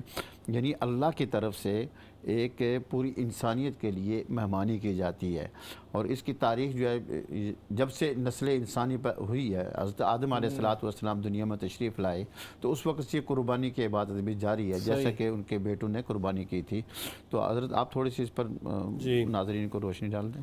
جی حضرت، الحمدللہ حج کے سفر میں بات ہو رہی ہے تو عرفات کے بعد شام کو مغرب کی اذان، مغرب کے وقت داخل ہو جاتا ہے، لیکن حجاج کرام جو ہے مغرب کی نماز ادا نہیں کرتے عرفات میں، بلکہ وہ سفر شروع کرتے ہیں مزدلفہ کی طرف۔ اور مزدلفہ میں حضرت حجاج کو جو وہاں پہ ہوتے ہیں اکثر کو معلوم ہے کہ مزدلفہ بالکل آسمان تلے کھلی چھت کے نیچے زمین پر لوگ ہوتے ہیں، اور اتنے لوگ کس طرح سما جاتے ہیں۔ مجھے تو مزدلفہ جب بھی میں گیا ہوں تو مجھے کوئی بہت بڑی جگہ نہیں لگی عرفات کے مقابلے میں، مینا کے مقابلے میں کوئی بہت بڑا میدان نہیں لگا، لیکن اتنے لوگ آ جاتے ہیں، اللہ جانے کس طرح آتے ہیں، لیکن باہر لوگ وہاں پہ کھلی چھت کے نیچے زمین پہ ہوتے ہیں، اپنے اپنے مدد کے تحت ان کے پاس جو سہولیات کا سامان ہوتا ہے، وہاں پہ وہ جا کے مغرب عشاء پہلے اکٹھی پڑھتے ہیں اور پھر وہاں پہ وہ رات گزارتے ہیں۔ مغرب کو عشاء کے ٹائم میں پڑھتے ہیں، عشاء کے ٹائم پہ مغرب کو عشاء کے ساتھ ملا کے عشاء کے وقت پہ پڑھتے ہیں، اور یہی شریعت ہے۔ وہی دوبارہ بات آ گئی کہ اسلام کا مطلب یہ ہے کہ اسلام کی مان کے چلو. اسلام کی مان کے. حالانکہ مغرب یہاں پہ لوگ جلدی پڑھتے ہیں عام طور پر، لیکن اس دن حکم ہے جی آپ مغرب عشاء پہلے بھی مغرب کے ٹائم میں کوئی پہنچ جائے تو وہ اس ٹائم نہیں پڑھ سکتا. ہاں جی، عشاء کے وقت میں مغرب عشاء کے ساتھ ملا کے اس کو پڑھنا چاہیے، اور پھر رات وہاں گزاریں گے فجر تک، اور رات کے ساتھ ساتھ وہ کنکرے بھی چنتے ہیں. 49 یا 70 کنکریاں حجاج کرام چنتے ہیں ہر حاجی اپنے شیطان کو مارنے کے لیے. مزدلفہ کے میدان سے یہ چننی پڑتی ہے. یہ مستحب، یہ بھی ایک عمل ہے جو شیطان کو مارنے کے لیے کنکریاں چاہیے ہوتی ہیں. اس کے بعد پھر اگلے دن حضرت یوم النحر ہے، جن کو شیاطین کہتے ہیں، پھر وہ ترتیب وار پھر اگلے دن ایک شیطان کو مارنا ہے، پھر اس کے اگلے دن تینوں کو مارنا ہے، اس کے اگلے دن بھی تینوں کو مارنا ہے، اور اس کے اگلے دن جو پیچھے رہ گئے وہ بھی پھر تین کو مار کے نکلیں گے، ورنہ اس سے مغرب سے پہلے لوگ نکل جاتے ہیں. تو اگلا دن جو ہے حضرت مزدلفہ کے بعد والا جو دن ہے وہ عید کا دن ہے پورے عالم اسلام میں، اور حجاج کے لیے یوم النحر ہے، قربانی والا دن ہے. اس دن بہت حجاج کے لیے بہت بڑا بھاری دن ثابت ہوتا ہے. اس میں بہت سارے کرنے کے کام ہوتے ہیں، اس میں قربانی بھی ہے، اس میں بال بھی کاٹنے، اس میں صفا، اس میں حج، اس میں طواف بھی ہے، اس میں سعی بھی ہے. اور پھر مزدلفہ سے پھر منی سے واپس جمرات سے حرم تک اکثر لوگ پیدل آتے ہیں. تو اس دن کافی کرنے کے کام ہے، بہت مشکل، اور اللہ پاک آسانی فرمائے سب کے لیے. لوگوں نے کیے حضرت وہاں پہ ماشاءاللہ بوڑھے حضرات بھی جوان ہو جاتے ہیں، جگہ ہی ایسی روحانیت کے طور پہ. مقدس مقامات ہیں جو انبیاء علیہ الصلوۃ والسلام کی جی بلکہ مناظر ہیں، جی بالکل مشاہدات ہیں. جی ماشاءاللہ. تو لوگ وہاں سے جوان ہو جاتے ہیں. تو آپ نے پھر اشارہ کیا قربانی کی طرف، تو اس دن قربانی وہاں بھی لوگ کرتے ہیں. حج کی قربانی الگ ہوتی ہے اور عام قربانی الگ ہوتی ہے، تو لوگ قربانی کی طرف. اور قربانی بہت بڑا عمل ہے حضرت، شروع سے آدم علیہ السلام کے بیٹوں سے لے کے آج تک، اور انشاءاللہ قیامت تک یہ قربانی جاری رہے گی. اور جو قربانی کا خاص عمل ہے یہ واجب ہے احناف کے نزدیک. یہ ہر بندے پہ، جو بندہ اس کی طاقت رکھتا ہو، استطاعت رکھتا ہو، اس پہ قربانی کرنا واجب کے درجے میں آتا ہے. کہ حدیث میں اللہ کے نبی نے ارشاد فرمایا کہ جو بندہ طاقت رکھتا ہو اور پھر بھی وہ قربانی نہ کرے تو ہمارے مصلی کے پاس نہ آئے. تو یعنی یہ اشارہ اس میں ہے کہ قربانی وجوب کا درجہ رکھتی ہے، اور ہر بندہ جو استطاعت رکھتا ہے وہ قربانی کرنی چاہیے. اور حضور پاک صلی اللہ علیہ وسلم نے خود بھی، جو آدمی صاحب استطاعت ہے، ہاں جی، پوری دنیا میں ہر مسلمان پہ جو 52.5 تولہ چاندی کم از کم اس کا درجہ رکھتا ہو، نصاب اس کے پاس ہو، تو اس پہ قربانی واجب ہوتی ہے. اور قربانی کرنی بھی چاہیے ضرورت، اس کو بوجھ نہیں بلکہ اس کو محبت سمجھ کے. آدمی سمجھے کہ ابراہیم علیہ السلام اپنے بیٹا قربان کرنے کے لیے ضرورت تیار تھی، اسی کی یاد میں کی جاتی ہے. میں وہ یہ سے بس دیکھ رہا تھا کہ یہ اللہ کی طرف سے مہمانی ہوتے ہیں، ہاں جی، اور جو شخص قربانی کرتا ہے وہ اللہ کا نمائندہ بن کے کرتا ہے. کتنی بڑی فضیلت ہے. اور صحابہ کرام نے ضرور سوال کیا کہ ما هذه الاضاحی، اللہ کے نبی یہ کوئی قربانی کے کیا کانسیپٹ ہے، کیا اس کا مقصد ہے، کیا چیز ہے. حالانکہ حضرت ہم لوگ قربانی میں اپنا 100 پاؤنڈ 200 پاؤنڈ یا 20 پاؤنڈ 50 پاؤنڈ لگا کے جانور ذبح کراتے ہیں نا. لیکن اللہ کے نبی نے فرمایا کہ نہیں، یہ سنت تو ابھی کو ابراہیم، یہ تمہارے باپ ابراہیم علیہ السلام کی سنت ہے. حالانکہ ان کی سنت تو تھی، بیٹے کو ذبح کرنے کے لیے تیار تھے، اور یہاں ہم لوگ جانور ذبح کر رہے ہیں. اس میں آپس میں اس میں کیا تعلق، کیا اس میں ربط ہے. تو پھر یہ سمجھنے کی آدمی کو ضرورت ہے، اور آدمی اس کو جذبے کے ساتھ بڑے، جس طرح پرانے بزرگ ہمارے ملکوں میں تو لوگ جانور خرید کے اس کو پالتے تھے، اس کو پوستے تھے، اس سے پیار کا جذبہ، اس میں جذبات ابھر آتے تھے لوگوں کے دلوں میں. اور پھر قربانی کرتے وقت واقعی آدمی کو تکلیف محسوس ہوتی، اپنی محبوب چیز قربان کر رہے اللہ کے راستے میں. لہذا اس میں ایک باقاعدہ اہتمام کے ساتھ لوگ قربانی کریں. اور حضور پاک صلی اللہ علیہ وسلم مدینہ منورہ میں 10 سال انہوں نے آخری 10 سال زندگی گزاری جو قیام فرمایا، ہر سال قربانی فرمائی اللہ کے نبی نے. اور بلکہ خود نہیں، بلکہ ایک حدیث میں سنن مسند احمد کی روایت کے مطابق اللہ کے نبی نے دو دمبے ذبح کیے جو زیادہ سفیدی مائل کے تھے، اور یہ دعا پڑھی، انی وجہت ولی، یہ دعا پڑھی. اور پھر آخر میں فرمایا کہ اللہم لک و منک، اللہ و منک و لک، یا اللہ یہ قربانی توفیق بھی آپ کی طرف سے ہے اور ہے بھی آپ کے لیے. یعنی بندہ قربانی خود تو پیسے لگا لے گا، لیکن توفیق اللہ پاک کی ہوگی تو قربانی کریں گے نا. تو حضور پاک کے الفاظ میں، نیت میں یہ الفاظ ملتے ہیں کہ اللہم منک و لک، یا اللہ آپ کی طرف سے ہے اور ہے بھی آپ کے لیے. اور یہ فرمایا، اور آگے فرمایا کہ وعن محمد وعن امتی، یا اللہ یہ میری طرف سے بھی ہے اور میری امت کی طرف سے بھی قربانی ہے اللہ کے نبی الرحمت. اور دوسری ترمذی شریف کی روایت میں مزید الفاظ ملتے ہیں کہ اللہ کے نبی نے خود ذبح فرمایا، خود ذبح کیے، قربانی خود ذبح کی. اور پھر فرمایا کہ بسم اللہ واللہ اکبر، اللہ کے نام کے ساتھ قربانی کرتا ہوں، اللہ سب سے بڑے ہیں. اور پھر آگے حضور پاک نے امت کو نہیں بولا حضرت اللہم ھذا عنی وعمن لم یضح من امتی، یا اللہ یہ محمد صلی اللہ علیہ وسلم کی طرف سے ہے اور ہر اس امتی کی طرف سے جو قربانی کی طاقت نہیں رکھتا. سبحان اللہ. یعنی قیامت تک حضور پاک نے اپنی امتیوں کو نہیں بولا، قربانی کے حصے میں ان کو شامل فرمایا. لہٰذا ہمیں بھی چاہیے کہ ہم اس جذبے کے ساتھ، اور ہم بھی باقاعدہ نیت کر کے ایک حصہ حضور پاک کی طرف سے بھی اس سارے ثواب کے لیے قربانی کرنی چاہیے. انہوں نے ہمارے لیے کی، ہم بھی ان کے لیے قربانی ہمیں کرنی چاہیے. اس پہ علماء گفتگو فرمائیں گے حضرت. یہ قربانی کا بہت بڑا درجہ ہے، بہت بڑی ایک عبادت ہے قربانی حضرت. اس کو لوگ جذبے کے ساتھ، بڑے اہتمام کے ساتھ، محبت کے ساتھ. حضرت ابراہیم علیہ السلام کی سنت اور مخلوق کی خدمت، یعنی مخلوق کی خدمت کی نیت سے، بالکل مخلوق کی مہمانی، یعنی ان کو پہنچانا. اسی لیے زیادہ سے زیادہ گوشت جو ہے وہ جتنا زیادہ پہنچے گا اتنا زیادہ اجر ملے گا.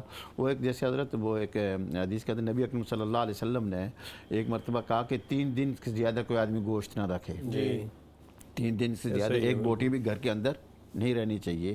تو دوسرے سال جب عید آئی ہے تو نبی اکرم صلی اللہ علیہ وسلم جب خطبہ دے رہے تھے تو ایک صحابی حضرت انس نے پوچھا کہ یا رسول اللہ، گزشتہ سال آپ نے فرمایا تھا کہ 3 دن کے بعد کوئی آدمی قربانی کا گوشت اس کے گھر کے اندر نہیں ہونا چاہیے، آیا یہ حکم آج بھی ہے یا اب نہیں ہے؟ تو آپ صلی اللہ علیہ وسلم نے فرمایا کہ چونکہ اب نہیں ہے، پچھلی مرتبہ اس لیے تھا کہ بہت سارے قبائل جو ہے وہ ہجرت کر کے آئے تھے، لوگ غریب تھے، ان کے ضروریات تھی. تو معلوم ہوا کہ یہ لوگوں کے ضروریات اور ماحول کو بھی ذہن میں رکھ کر کے اسلام جو ہے وہ فیصلہ کرتا ہے. حضرت جو پہلے جو قربانیاں ہوتی تھی تو ان کی قبولیت کی کیا دلیل تھی، اور نبی اکرم صلی اللہ علیہ وسلم کے طفیل اور صدقے سے اس امت کو یہ ملا کہ یہ گوشت بھی وہی کھا لے اور اللہ کے ہاں قربانی بھی ہوگی. جی مفتی صاحب، قربانی کے بارے میں تو آپ حضرات نے بڑی اچھی گفتگو کی ہے. چند باتیں میں عرض کر دیتا ہوں. ایک تو آپ نے ارشاد فرمایا کہ قربانی کی پہلے امتوں میں قبولیت کی علامت کیا ہوتی تھی. تو قربانی تو وہ حضرت آدم علیہ السلام کے بیٹوں کے زمانے سے چلتی آ رہی ہے. جی تفصیل سے. السلام علیکم. وعلیکم السلام رحمۃ اللہ وبرکاتہ. کیسے ہیں آپ لوگ؟ جی الحمدللہ. بس ایک سوال تھا چھوٹا سا. جی فرمائیں. اس معاملے میں کہ جیسے ہم بیک ہوم تو قربانی ہو رہی ہے، وہ تو سنڈے کو انشاءاللہ تعالیٰ ہوگی، لیکن یہاں پہ جیسے سیٹرڈے کو ہم قربانی کر رہے ہیں، لیکن قربانی تقریباً 5 بجے اراؤنڈ 4-5 بجے آئے گی. کیا تب تک ہم بریک فاسٹ کچھ بھی نہیں کریں گے؟ جیسے پیچھے تو یہ ہوتا ہے کہ ہم گوشت آئے گا اس کو کھائیں گے، تب اس کے بعد میں کچھ بھی کھا سکتے ہیں. تو ایسا ہے کہ چائے ناشتہ ہم کچھ کرنے سے اتنے ٹائم تک، جیسے نماز پڑھنے کے بعد میں. تو یہ سوال تھا کہ جیسے کلیجی نارملی یہ ہوتا ہے کہ کلیجی کھائیں گے تو اس کے بعد میں ہم لوگ کچھ کھا سکتے ہیں جو قربانی والے ہیں. ہاں جی جی یہ انہوں نے ایک اور کالر اس کی سن جی جی یار میری آواز کلیئر نہیں آتی ہے. ہاں فرمائیں. جی السلام علیکم. Next collar. جی وعلیکم السلام ورحمۃ اللہ وبرکاتہ. وعلیکم السلام. جی فرمائیں. جی میرا ایک سوال ہے. پاکستان میں جانوروں میں اکثر یہ جی کرنے کو، میرا ایک سوال ہے، پاکستان میں جانوروں میں یہ سکن کا مسئلہ بہت زیادہ ہے. جی اور میں نے پہلے ایک سنا تھا ایک مولوی نے فیس بک پہ کہ یہ جو بینس ہوتا ہے بفلو، یہ پیغمبر علیہ السلام کے زمانے میں نہیں تھی، تو اس پہ قربانی نہیں ہوتی، کیونکہ اس کے ہم جو گوشت بھی کھاتے ہیں، دودھ بھی پیے، تو اس کی تھوڑا سا چیز وضاحت کرے. ایک تو انہوں نے فرمایا کہ پاکستان میں آج کل ایک بیماری چل رہی ہے، اور دوسرے کہ بین سے قربانی ہوتی کہ نہیں ہوتی. جی جی جی ہاں. اچھا جو پہلے جو ایک بہن نے جو سوال کیا ہے وہ یہ ہے کہ یہاں اس ملک میں ہم لوگ قربانی کرتے ہیں تو یہاں جو گوشت ہے وہ لیٹ آتا ہے. تو انہوں نے یہ پوچھا ہے کہ یہ جو ہم مستحب اور سنت یہ ہے کہ بھائی رسول اللہ صلی اللہ علیہ وسلم بھی عید کی نماز پڑھا کر جاتے تھے اور پھر قربانی کے گوشت سے آپ یعنی کھانا کھاتے تھے، آپ تو تناول فرماتے تھے، تو یہ سنت ہے. اور عید الفطر کے دن عید سے پہلے میٹھا کھانا سنت ہے. صحیح. لیکن یہ سنت عمل ہے، یہ کوئی روزہ نہیں ہوتا ہمارا. یعنی اس کا یہ مطلب نہیں ہے کہ جب تک آپ کی قربانی تیار نہیں ہو تو آپ ناشتہ نہیں کر سکتے ہیں، کھا نہیں سکتے. آپ بالکل کھا سکتے ہیں، ناشتہ بھی کر سکتے ہیں. ہاں چونکہ اس ملک کے اندر یہ صورت ہمارے لیے مشکل ہے کہ قربانی ہمارے گھروں میں نہیں ہوتی ہے، فوراً گوشت نہیں ملتا، گوشت شام کو ملتا ہے، رات کو ملتا ہے، دوسرے دن ملتا ہے. تو آپ کھانا نارمل کھائیں. بعض لوگ پاکستان میں کرتے ہیں، پاکستان میں کرتے ہیں. ہاں البتہ ایک قربانی ہمیں یہاں ضرور کرنی. ضرور کا معنی یہ ایڈوائز ہے، ایڈوائز کے طور پہ کہہ رہا ہوں. اس کی وجہ یہ ہے کہ قربانی کا جو مقاصد ہے اس میں سے ایک مقصد خود بھی اور اپنے بچوں کو بھی کھلانا ہے. حضور صلی اللہ علیہ وسلم نے حج کے موقع پر 100 جانور قربان کیے، 63 اپنے ہاتھ سے اونٹ نہر کیے، باقی حضرت علی رضی اللہ عنہ نے کیے. حدیث میں آتا ہے پھر ان 100 اونٹوں میں سے ہر اونٹ کی گوشت کی بوٹیاں لے کر ایک برتن میں پکایا گیا، اور آپ صلی اللہ علیہ وسلم اور حضرت علی نے ان میں سے کھایا بھی اور شوربہ بھی پیا. تو جانوروں کا، اس قربانی کے جانور کو کھانا بھی سنت ہے، اس میں برکات ہے. تو وہ ہمیں حاصل ہوں گی. کم از کم ایک قربانی تو ہم یہاں ضرور کریں، کوشش کریں. جی السلام علیکم. وعلیکم السلام. جی فرمائیں. جی میرا یہ سوال ہے جی میرے بچے آج تک گئے ہوئے انہوں اتھا قربانی آج تک کرنی تو انہوں نے نئے گھر بھی قربانی کرنی پڑے گی.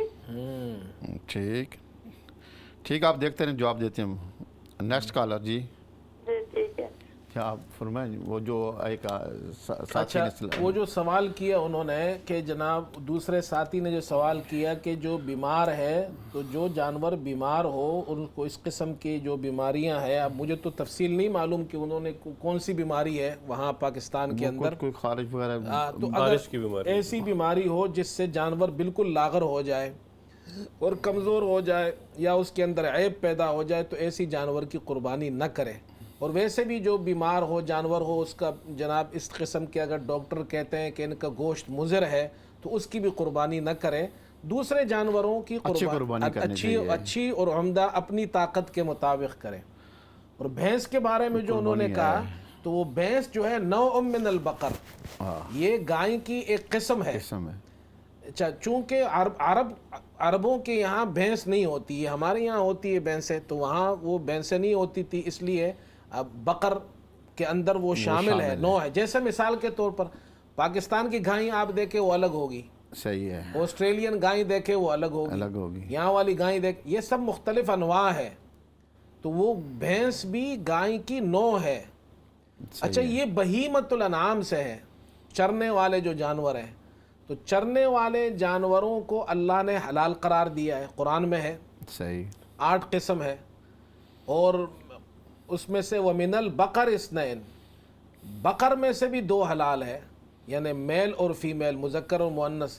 تو بقر جس طرح بہیمۃ الانعام ہے اس طرح تو جاموس جو بھینس ہے وہ بھی بہیمۃ الانعام ہے. اور یہ سوال کیا تھا کہ ہمارے بچے قربانی. ہاں یہ بڑا اچھا سوال کیا ایک خاتون نے کہ جو حضرات حج پر گئے ہیں تو حج کی قربانی تو وہ کریں گے، اب وہ عید کی قربانی کریں گے یا نہیں کریں گے، ان پر واجب ہے یا نہیں ہے، کیونکہ عید کی قربانی صاحب استطاعت پر واجب ہے احناف کے یہاں، مسافر بھی ہیں. اب میں عرض کر رہا ہوں نا، اب سوال یہ کہ ان پر عید کی قربانی ہے یا نہیں ہے. تو اس کو یاد رکھے آج جو دن ہے یہ منا میں جانے کا دن ہے، 8 ذوالحجہ. ابھی حاجی منا گئے ہیں تو منا جانے سے پہلے مکے میں اگر یہ حاجی جو لوگ وہاں حج کرنے گئے ہیں اگر منا جانے سے پہلے آج کے دن سے پہلے مکے میں ان کے 15 دن ہو گئے تو یہ مقیم ہو گئے. صحیح.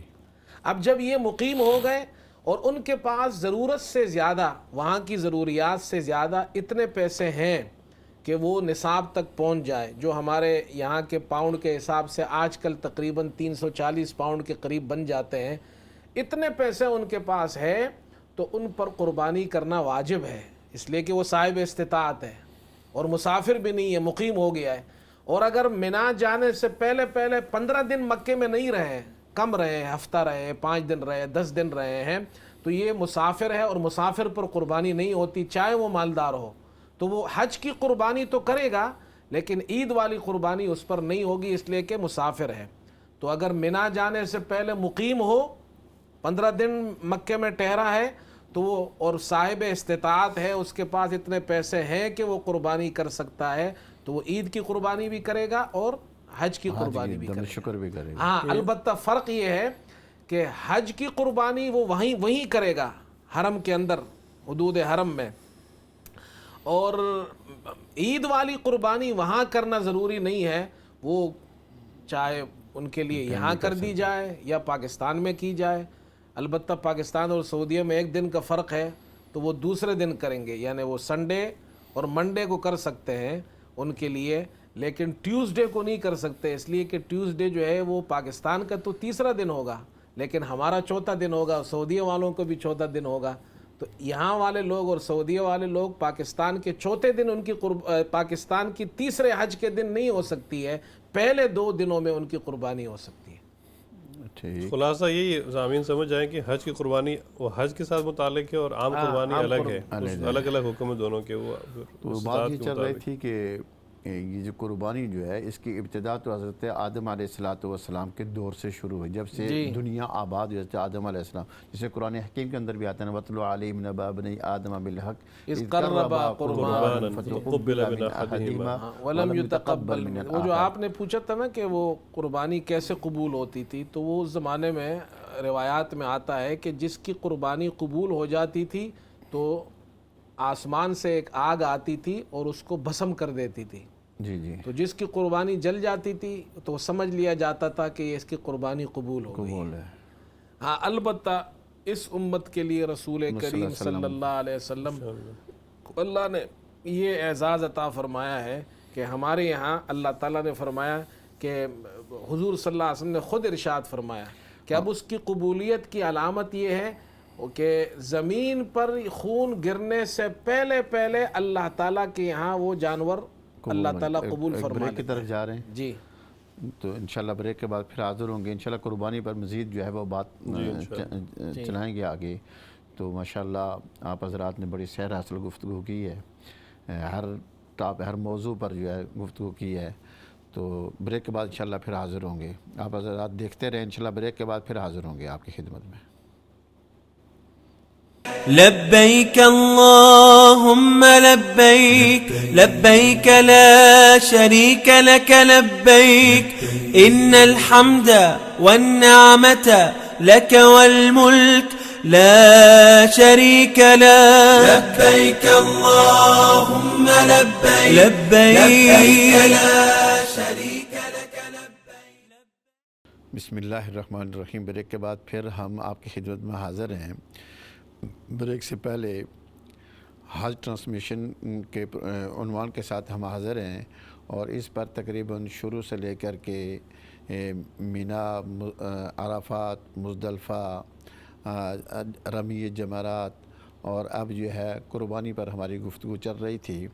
جیسا کہ میں نے آپ سے پہلے بھی عرض کیا تھا کہ الحمدللہ ہمارے ساتھ آج برطانیہ کے جید علماء کرام موجود ہیں، امام عطا اللہ خان صاحب اور قاضی احمد صاحب جو ہیں، یہ دونوں حضرات آکسفورڈ جو ایک تعلیمی شہر مانا جاتا ہے، وہاں کے جو ہے ہمارے جو ائمہ ہیں، اللہ نے اس شہر کے اندر وہ بھی اہل علم یعنی ایک فاضل علماء کو رکھا ہے، وہ ہمارے ساتھ موجود ہیں۔ تو حضرت کالر ہیں، اس کے بعد سن لیتے ہیں۔ جی السلام علیکم۔ السلام علیکم جی، میں برسٹل سے بول رہا ہوں، محمد علی خان میرا نام ہے۔ میرا سوال یہ ہے کہ اس دفعہ ہمارا خیال یہ تھا کہ پاکستان کے علاوہ ایک قربانی ہم یہاں ضرور کریں گے، بہت اچھا، لیکن ہم اپنی مسجد کو فالو کرتے ہوئے ہماری عید ہے اتوار کے روز، ٹھیک، اور جو لوگ یہاں پہ قربانی بک کر رہے ہیں ان لوگوں نے زیادہ تر وہ لوگ دے رہے ہیں قربانی ہفتے کے روز۔ پھر میں نے اپنے مفتی صاحب سے مسئلہ پوچھا تو انہوں نے کہا کہ ضروری نہیں کہ آپ نماز پڑھ چکے ہوں، جب جو ہے صبح صادق ہو جائے تو اس کے بعد وہ آپ کی طرف سے قربانی کر سکتے ہیں، لیکن کوئی بھی شخص یہ شورٹی نہیں دے رہا ہے کہ ہاں ہم ہفتے اتوار کی صبح ہی آپ کی قربانی کریں گے۔ تو اس میں شک یہ تھا کہ وہ ہو سکتا ہے کہ ہفتے کے روز قربانی کر دیں اور ہمیں سپلائی اتوار کو کر دیں، تو اس صورت میں تو قربانی قبول نہیں ہوگی۔ یہ میرا مسئلہ ہے۔ ٹھیک، میرے خیال ہے ان کو اتوار کو ہی قربانی کرنی چاہیے۔ جی، یہ اصل میں 2 باتیں عرض کر دیتا ہوں۔ پہلی بات تو یہ ہے کہ آپ جو اتوار کو جو لوگ عید کر رہے ہیں، جو لوگ ہفتے کو عید کر رہے ہیں ان کی قربانی تو ہفتے کو ہو جائے گی، جی ہاں، لیکن جو اتوار کو کر رہے ہیں ان کو چاہیے وہ اپنی قربانی اتوار کے دن ہی کرے۔ صحیح ہے، بہت اور اچھا دوسری بات یہ ہے کہ مجھے نہیں معلوم آپ نے کس سے بکنگ کی ہے، اتفاقاً ابھی مجھے 3-4 دن پہلے ایک برمنگم ہماری ایک وزٹ تھا اور مجھے ہمارے ایک دوست لے گئے جو قربانی کا کام کرتے ہیں، اور سلاؤٹر ہاؤس ہمیں دکھایا گیا جہاں مسلمان قربانی کرتے ہیں، جو سپلائر ہے وہ بھی وہاں تھے، اور انہوں نے تو باقاعدہ یہ بتایا کہ جی ہم ہفتے کے دن قربانی کرتے ہیں، اور وہ لوگ جو اتوار کو عید کرتے ہیں ان کے لیے اتوار کے دن اسپیشلی قربانی ہوتی ہے۔ صحیح ہے۔ تو آپ اپنے علاقے میں دیکھیں، اگر وہاں نہیں ہو تو مجھ سے بھی رابطہ کر سکتے ہیں مفتی صاحب کے ذریعے، یا انشاءاللہ ہم آپ کو وہاں ساتھی بتا سکتے ہیں جو آپ کے لیے اتوار کے دن قربانی انشاءاللہ کر دیں گے۔ ہم لوگ تو ہفتے کو کر رہے ہیں، لیکن ایسے لوگ ہیں جو ہفتے کے دن بھی قربانی کا آرڈر لے رہے ہیں اور اتوار کے دن بھی قربانی کا آرڈر لے رہے ہیں۔ یعنی ان کے لیے یہ ہے کہ یہ اتوار کو عید جی، بنا اگر لیتے یہ ہیں۔ اگر آپ عید اتوار کے دن کر رہے ہیں تو آپ اپنی قربانی اتوار کے دن کریں، ہفتے کے دن آپ نہیں کریں گے۔ بہت اچھا، بہت اچھا۔ قاضی صاحب آپ کچھ اس قربانی پر مزید آگے بات جی بتائیں۔ حضرت، الحمدللہ حضرت، جیسے پہلے گفتگو میں یہ بات واضح ہوئی کہ قربانی بہت بڑے خاندان کی قربانی کا نام ہے۔ ابراہیم علیہ السلام جیسی شخصیت جن کو یہ مسلمان تو مانتے ہیں ہی، عیسائی دنیا بھی مانتی ہے، یہودی بھی مانتے ہیں، یہاں تک کہ ہندوستان میں ایک بت کا نام برہمن ان لوگوں نے رکھا ہے، وہ بھی ابراہیم علیہ السلام کی طرف نسبت کرتے ہیں اس کی، یعنی بہت بڑی دنیا کی آبادی ابراہیم علیہ السلام کو اپنا ایک پیغمبر تو ہم مانتے ہیں، اور برگزیدہ شخصیت ایک سینٹ کے طور پہ، ایک بڑے بزرگ کے طور پہ مانتے ہیں۔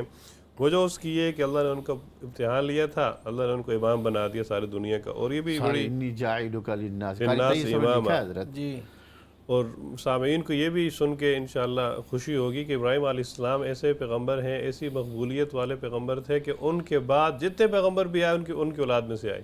جی، عیسیٰ علیہ السلام، موسیٰ علیہ السلام تک اسحاق علیہ السلام کی نسل چلتی ہے، اور اس اسماعیل علیہ السلام کی نسل سے سب سے آخر میں حضرت محمد صلی اللہ علیہ وسلم تشریف لاتے ہیں، تو سارے انبیاء ان کی اولاد میں سے، ان کے بعد بنی اسرائیل کے سارے انبیاء ان کی اولاد میں تھے۔ اس طرح ہمارے نبی پاک صلی اللہ علیہ وسلم تک بھی سارے جو انبیاء تھے وہ انہی کی اولاد میں سے آئے ہیں، اسی مقبولیت ان کو ملی، اور وہ جو اس کی یہی تھی کہ انہوں نے قربانی پیش کی۔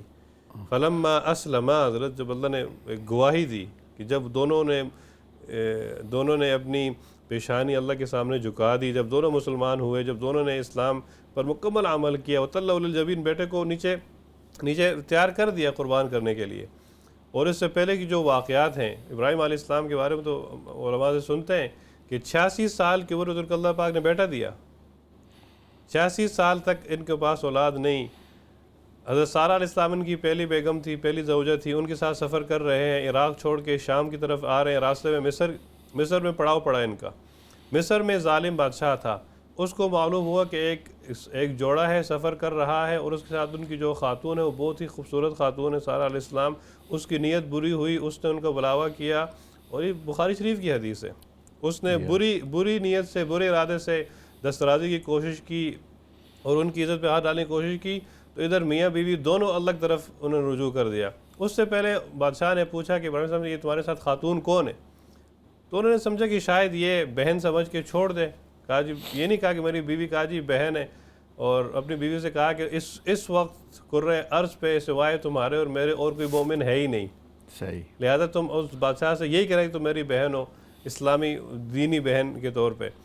تو بادشاہ نے پھر بھی کوئی خیال نہیں رکھا، اور اس نے برے ارادے سے ہاتھ آگے کیا، اور ادھر حضرت سارہ علیہ السلام نے دعا کی، اللہ سے دعا کی، اور خوبصورت دعا کی، اور الفاظ یہ تھے کہ اللہم ان کنت تعلم انی آمنت بک وبرسولک واحسنت فرجی الا علی زوجی ولا تسلط علی الکافر، یا اللہ تو جانتا ہے کہ میں تجھ پہ ایمان لاتی ہوں، تیرے نبی ابراہیم پہ ایمان لاتی ہوں، اور اپنی شرمگاہ کی حفاظت کی، اپنی عزت کی حفاظت کی، سوائے شوہر کی کسی نے آج تک مجھے چھوا نہیں، لہٰذا یا اللہ اس کافر کو مجھ پہ مسلط ہونے مت دینا۔ ایسی دعا کی، ادھر شوہر بھی نماز میں کھڑے ہو گئے، بیوی کی عزت کی حفاظت کے لیے کھڑے ہو گئے، تو بیوی بھی دعا کر رہی ہے، تو اللہ نے ایسا کیا کہ وہ بندہ شل ہو گیا، فوراً اس کے ہاتھ پکڑے گئے، جکڑ گئے، اور بندہ اس کو فالج کا اٹیک ہوا، اور بالکل آگے ہاتھ نہیں بڑھا سکا۔ اس نے معذرت کی، معافی مانگی، کہا جی مجھے چھڑوا دو، میری خلاصی کی دعا کرو، انہوں نے اللہ نے ان کو خلاصی دے دی.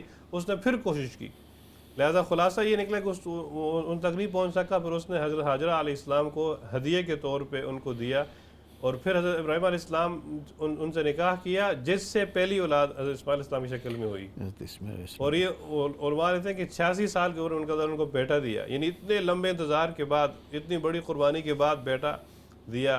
بیٹا جب 13 سال کا ہوا, اس عمر کے لگ بھگ ہوئے, تو اللہ نے ایک اور امتحان میں ڈالا, اور وہ بھی خواب کے ذریعے. حضرت ڈائریکٹ وہی بھی نازل نہیں کی, اس کا نقشہ قرآن کھینچتا ہے. فلما بلغ معه السعي قال يا بني إني أرى في المنام أني أذبحك فانظر ماذا ترى قال يا أبت افعل ما تؤمر ستجدني إن شاء الله من الصابرين. سبحان باپ بیٹے کی گفتگو اللہ نے قرآن میں سورہ صافات میں بیان فرمائی. اور عجیب حضرت, آدمی سوچ کے صرف پڑھ کے رونگٹے کھڑے ہو جاتے, جی کس یہ واقعی حقیقت ہے حضرت, یہ قرآن کی باتیں ہیں, یہ حقیقت ہے, یہ ہوا ہے.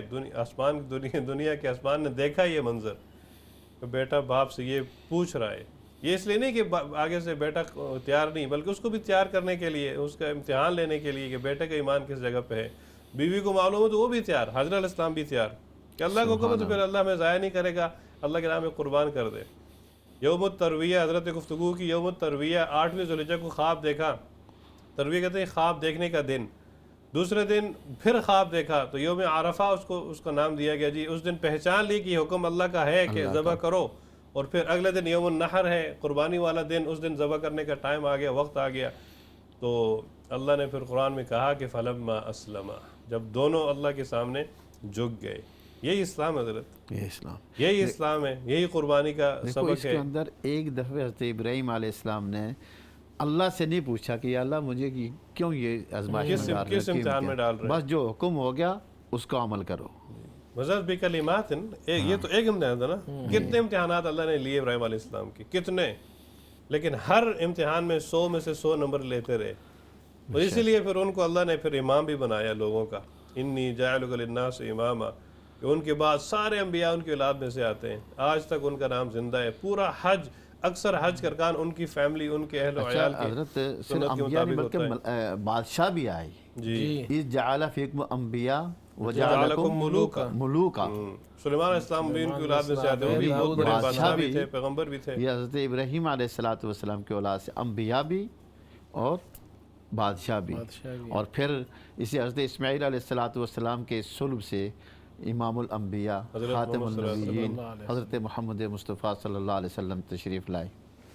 حضرت یہی الحمدللہ ہماری گفتگو کا حاصل یہ کہ مسلمانوں کو قربانی کو ایک جذبے کے طور پہ, محبت کے طور پہ قبول کر کے اس کو ماشاء اللہ مسلمان کرتے بھی ہیں حضرت. الحمدللہ ہمارے مسلمان پیچھے نہیں ہٹتے, دنیا میں کہیں بھی ہوں قربانی کرتے ہیں. اللہ پاک ان کے دلوں کو, ان کی جذبات کو قبول فرمائے. اور ہمیں پھر جو اصل سبق ہے قربانی کا وہ بھی حاصل کرنا چاہیے. اس سے صرف جانور ذبح نہیں کرنا, بلکہ آدمی کو جھوٹ ذبح کرنا ہے, اپنے گناہ ذبح کرنے ہیں, ساری غیر اسلامی جو ایکٹیویٹیز ہیں وہ قربان کر کے اللہ کے لیے آدمی مسلمان بن جائے. اور ادخلوا فی السلم کافہ, کہ مکمل اسلام میں داخل ہو جاؤ. یہ ابراہیم علیہ السلام نے دنیا کو سکھایا کہ کس طرح آدمی مسلمان ہوتا ہے. صحیح بات ہے. ماشاءاللہ ماشاءاللہ. حضرت یہ جو قربانی ہے ابھی, اس سے جیسے مولانا نے فرمایا, اس سے یہ ہے کہ صرف بیٹے کے خون سے زمین کو رنگین کرنا نہیں تھا, بلکہ اپنی تمام خواہشوں, تمناؤں, آرزوں کو اللہ کی مرضی کے آگے یہ قربان کرنا تھا. اور پھر اللہ کا جو حکم آ گیا اس کو ماننا. جس چیز کے اندر اللہ کا حکم ہے اسی کو ماننا. تو معلوم ہوا کہ یہ جو حج کی جو بڑی عبادات ہیں, یہ ذی الحجہ کی اس مہینے کی, ایک تو حج کا مہینہ ہے, دوسری جو ہے عبادت جی ہے یہ قربانی ہے. اور اس کے یہ دن جو ہیں وہ 3 ہی دن ہیں. جی میں ایک کالر سن لیتے ہیں. جی بالکل. السلام علیکم. ہیلو السلام علیکم. وعلیکم السلام. جی کیا حال ہے بھائی, ٹھیک ہے؟ جی الحمدللہ. حج کے ان مبارک دنوں میں اللہ تعالیٰ ہم سب کو اپنی رحمت سے نوازے, اور آپ ہمارے لیے دعا کریں کہ اللہ تعالیٰ ہمارے بچوں کو بھی دین کی سمجھنے کی صلاحیت دے, نمازی پرہیزگار بنائے. اللہ کا شکر ہے, ہم نے تو اللہ کا گھر 2-3 بار پھر آئے ہیں, ہم حج بھی کیے, 2 عمرے بھی کیے. اور بچوں کو ابھی کوئی رجحان نہیں ہے اس طرف، تو پلیز دعا کرے اللہ تعالیٰ ان کو بھی اس طرف مائل کرے، نمازی پرہیزگار بنائے، حاجی بنائے۔ اور دوسرا میرا سوال یہ تھا کہ وہ جو حضرت اسماعیل علیہ السلام تھے وہ تو حضرت حاجرہ سے تھے، اور جو حضرت اسحاق علیہ السلام تھے وہ حضرت حاجرہ سے تھے یا حضرت سارہ سے تھے؟ حضرت سارہ علیہ السلام پہلی بیگم سے تھے، پہلی بیگم وہ سے، بعد میں ہوئے تھے؟ جی وہ بعد میں پیدا ان ہوئے کی پیدائش بعد میں ہوئی ہے۔ اچھا، تو وہ جو یہودی ہیں وہ حضرت اسحاق کی قوم میں سے ہیں نا، وہ ان کو مانتے ہیں لگتا ہے نا؟ جی یہ صحیح حضرت، جی جی وہ مانتے ہیں، جی جی وہ مانتے ہیں جی، اس لیے کہ یعقوب علیہ السلام جو ہے وہ حضرت اسحاق کے بیٹے ہیں، اور یعقوب علیہ السلام جو ہے بنی اسرائیل جو ہے وہ حضرت یعقوب کی اولاد ہے، اس لیے کہ حضرت یعقوب کا لقب اسرائیل ہے، اسرائیل تھا، بنی اسرائیل انہی کی تو اولاد۔ بنی اسرائیل ان کی اولاد کو کہتے ہیں، تو یہ اسحاق علیہ السلام یعقوب علیہ السلام کے ابا ہے۔ جی جی ہاں، یعقوب علیہ السلام کے بیٹے یوسف علیہ لیکن السلام وہ ہیں۔ میں سوچ رہی تھی کہ یہ جو یہودی ہیں یہ ان کی نسلوں میں سے ہیں، حضرت بنی اسرائیل، جی یہ بنی اسرائیل حضرت اسحاق یعقوب علیہ السلام جو تھے نا وہ کی، بیٹے تھے یعقوب علیہ السلام کے، اور حضرت یعقوب کو اسرائیل بھی کہا جاتا ہے، یعنی ان کی اولاد بنی اسرائیل تھی آگے۔ تو آپ کی بات ٹھیک ہے، اور دوسری بات حضرت یہ ہے کہ یہودی اور عیسائی جو ہے نا وہ بھی اس قربانی کی کہانی کو مانتے ہیں، لیکن وہ اسماعیل کو نہیں مانتے کہ ذبیح اللہ وہ نہیں تھے، وہ کہتے ہیں اسحاق کو اسحاق علیہ السلام۔ جی ایک حالانکہ کالر اسحاق ہمارے علیہ ساتھ، السلام ایک بعد اور میں کالر۔ پیدا ہوئے۔ السلام علیکم۔ وعلیکم السلام عادی صاحب، کیسے ہیں؟ ٹھیک ہیں جی الحمدللہ۔ سب حضرات کو سلام۔ وعلیکم السلام۔ آپ کا پروگرام بہت اچھا ہے، آپ کی باتیں پھول کی طرح دل کو جو ہے نا چھو رہی ہیں، اللہ پاک اس کا جزائے خیر دے آپ کے علم میں عمل میں، اور جو آپ دنیا کی خدمت کر رہے ہیں، اللہ کا اجر عظیم عطا فرمائے سب کو، جو نہ سننے والے بہت دل کو جو سکون ملتا ہے۔ ایک درخواست ہے بس، بچوں کو جو ہے نا نماز کی اور اللہ کے گھر جانے کی شوق پیدا ہو جائے، ایسی کوئی دعا اللہ کی بارگاہ مل جائے، دعا کرا دینا۔ کل کا دن جو ہے نا مصروف ہوگا تو ہم لوگ کیا تو فون کریں تو ملے نا، تو حاجی لوگ اگر دعا کرے تو ہماری قبولیت کا ہمیں چانس مل جائے، بچے جو ہے نا نماز اور حج کے لیے تیار ہو جائیں۔ آمین۔ اللہ تعالیٰ بچوں کو سب کو، ہمارے سب کے بچوں کو دیندار بنائے، اور ہمیں بھی اپنے بچوں کی اچھی تربیت کی توفیق نصیب فرمائے۔ سب سے اچھی دعا جو والدین کی دعا ہے اپنے بچوں کے لیے، تو خاص طور پر ہر فرض نماز کے بعد اپنے بچوں کے لیے دعا کریں۔ حدیث میں آتا ہے کہ فرض نمازوں کے بعد دعا بہت زیادہ قبول ہوتی ہے، تو یہ عادت بنا لیں، اپنے بچوں کی تربیت بھی کریں اور ان کے لیے دعا کریں۔ سب سے زیادہ بہترین دعا والدین کی اپنے بچوں کے لیے۔ ہم بھی دعا کرتے ہیں اللہ ہم سب کے بچوں کو نیک، دیندار، صلحاء، اچھا مسلمان، اچھے لوگ بنائے ان کو۔ حضرت یہ دو بہنوں نے ماشاءاللہ ایک ہی قسم کے جذبات کا اظہار کیا، اور یہ بہت بڑا یعنی کہ ایک درد دل ہے ہمارے والدین کا، خاص طور پہ یورپ کی اس سرزمین پہ، انگلینڈ میں یہ جو دونوں خواتین نے کہا جی کہ بچوں کو نمازی حج کی طرف ارادہ، کتنی زبردست بات ہے۔